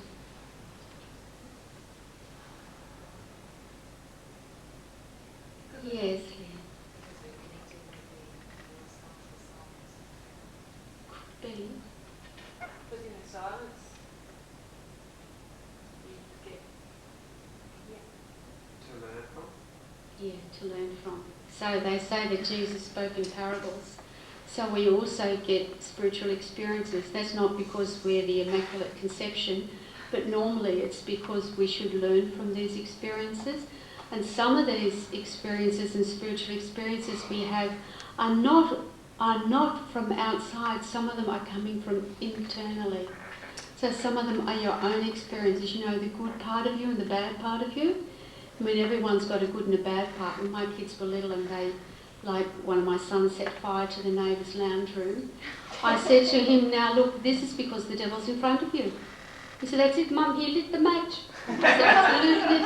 So, put the devil behind you. And in a way, we have grown up, but we don't always put the devil behind us, do we? All of us carry within us tamasic, rajas, sattvika. We have 3 modes of nature, and it doesn't matter how supremely spiritual we are, we still have tamasic there, only it's under control. Except if I lose my temper. But, yeah. To Queensland, yeah. This is the good and bad within you. Now there is aspects of you that are good. So these aspects will say, here, look, come, this is where you should be. And you'll think, oh, I'll do that again. And you may say that you'll never do it again.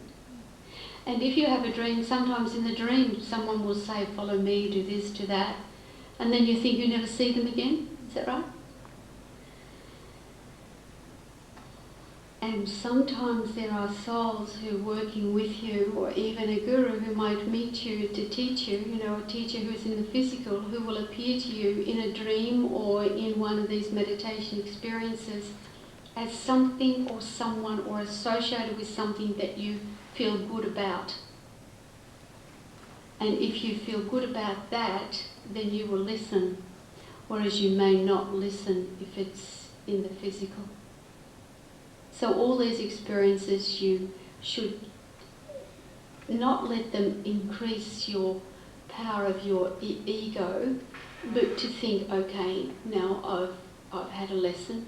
What does it mean? How does it mean? And don't go immediately say, my God, I'm so pure, you know, this light flashed here and it came down here and whatever. You know, go beyond that and analyse it just a little bit better, and you'll be surprised. And sometimes you may forget that experience and have it again. And you might have that 10, 20 years later and you'll say, oh, that's what that was. It's very interesting. But spiritual experiences are also the big come on, I always say from the boys upstairs. We'll give you this little ice cream. Come on. Do you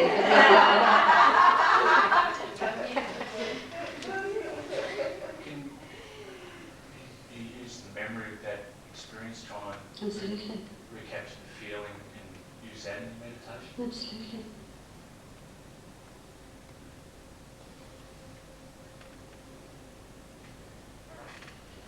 So, is there anybody who's had an experience that they would like to say that really triggered them off?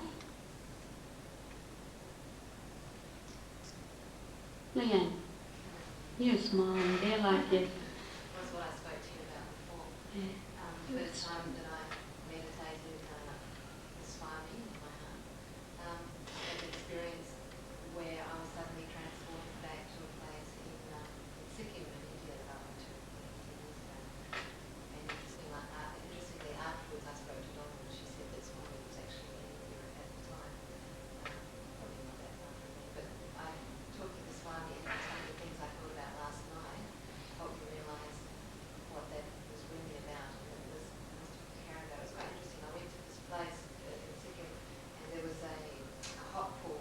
That's where people go for healing. And it was a very healing place. And that was part, I think, of, and someone talked about association. She came to me and she helped me with that, my association. It was a healing place, but I think, you know, I'm going to be really honest, that part of it was very difficult for me being that woman because there were people who were suffering from leprosy. And my wisdom might say, you know, get into a pool with people who are suffering from leprosy. But I felt drawn to this place, so I got into that pool, and part of that was being able to. Well, you didn't tell me that bit. And now it's out, isn't it? It's personified. Now that's interesting, isn't it? So all of you, when you have experiences like that, it's all really has to be, doesn't it? Doesn't it? Of course it does. Because, you know, think of the bigger picture. Always think of the bigger picture. Even in your meditation, think of the bigger picture, and think of that bigger picture outside the self that you have created. Now we're going to stop for a few minutes so you can have a cup of tea, and then we're going to come back and we're going to meditate. So before you leave, if there's anything that you would like to do, ask me, because we will come back and meditate. That's why we just want to meditate. Like we're talking, you know, if meditation ever stops. If meditation stopped, all of the universes would stop. So the universes are controlled and kept going by meditation.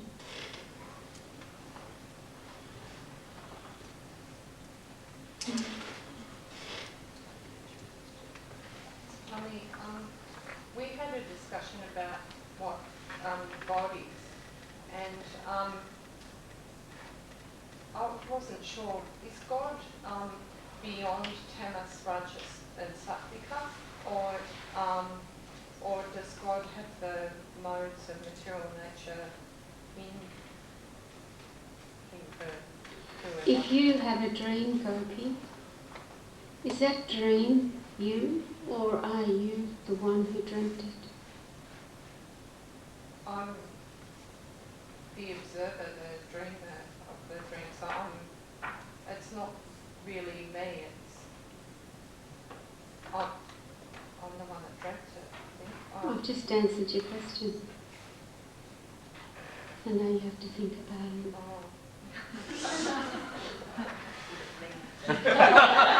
Still go. You want one of those too, Graham? Yeah. That response to Maya's question that if meditation stopped, the whole universe will stop. Is that because of the energy that's transmitted through meditation? Yes. The life force is transmitted through that. So that's where universal life yes, force... but it's not exactly, Joe Vlog's meditation that keeps it going. No. But it is the meditation, the universal meditation that keeps it going. Yeah, it's like, here will help Gopi. It's like when you're asleep.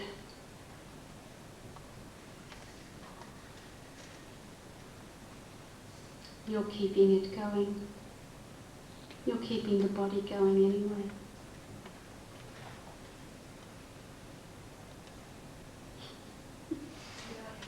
Oh, this is the part I like. Oh, my girl's so stressed out, she wondered what to do next. Okay, who wants another one?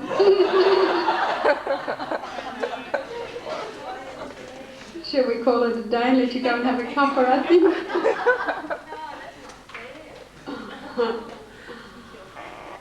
Okay, thank you. So you've all had a little rest and gathered a little bit of time to think about what we have spoken about over the weekend. And now I'd like you to meditate on it.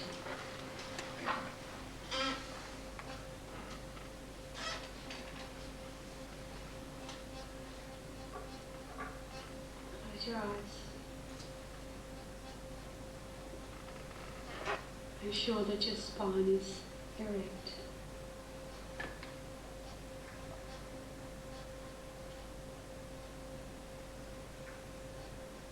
This is a seated Tadasana, so you feel that you are a mountain full of courage and strength.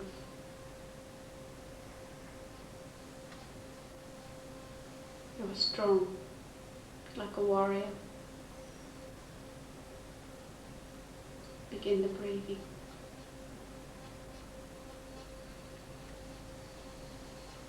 Be aware of the noise outside. Be aware of your senses. Be aware of your body. Come in more. Be aware of the organs of perception.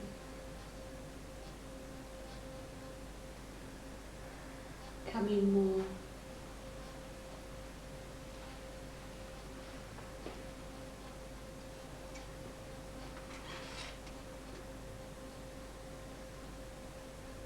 Be aware of the mind. With your eyes still closed, look at the mind. And now look beyond the mind. Look beyond the mind.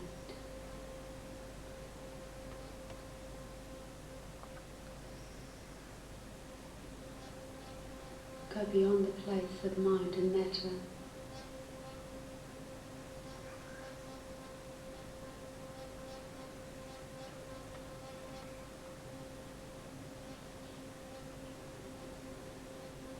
Go to the place where soul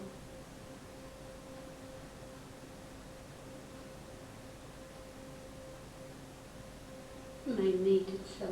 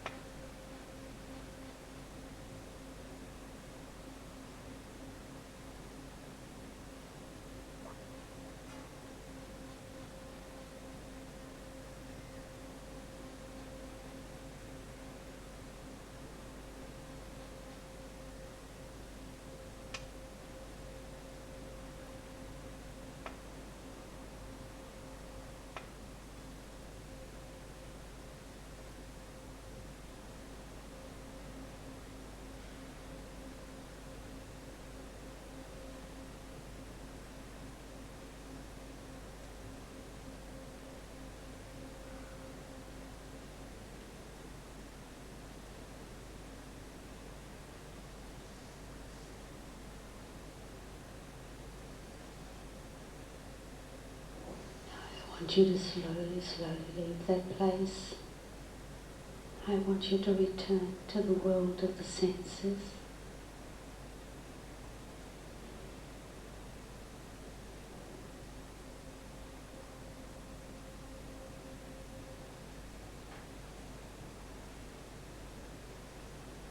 Be aware of more of your breathing. And only when you're ready, open your eyes.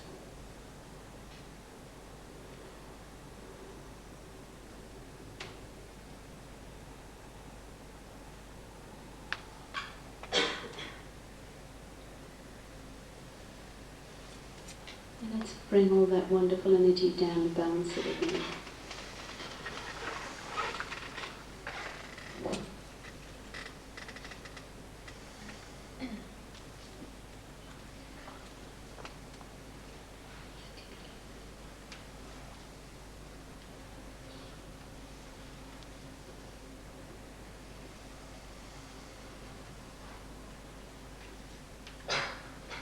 Do you need yourself a jumper?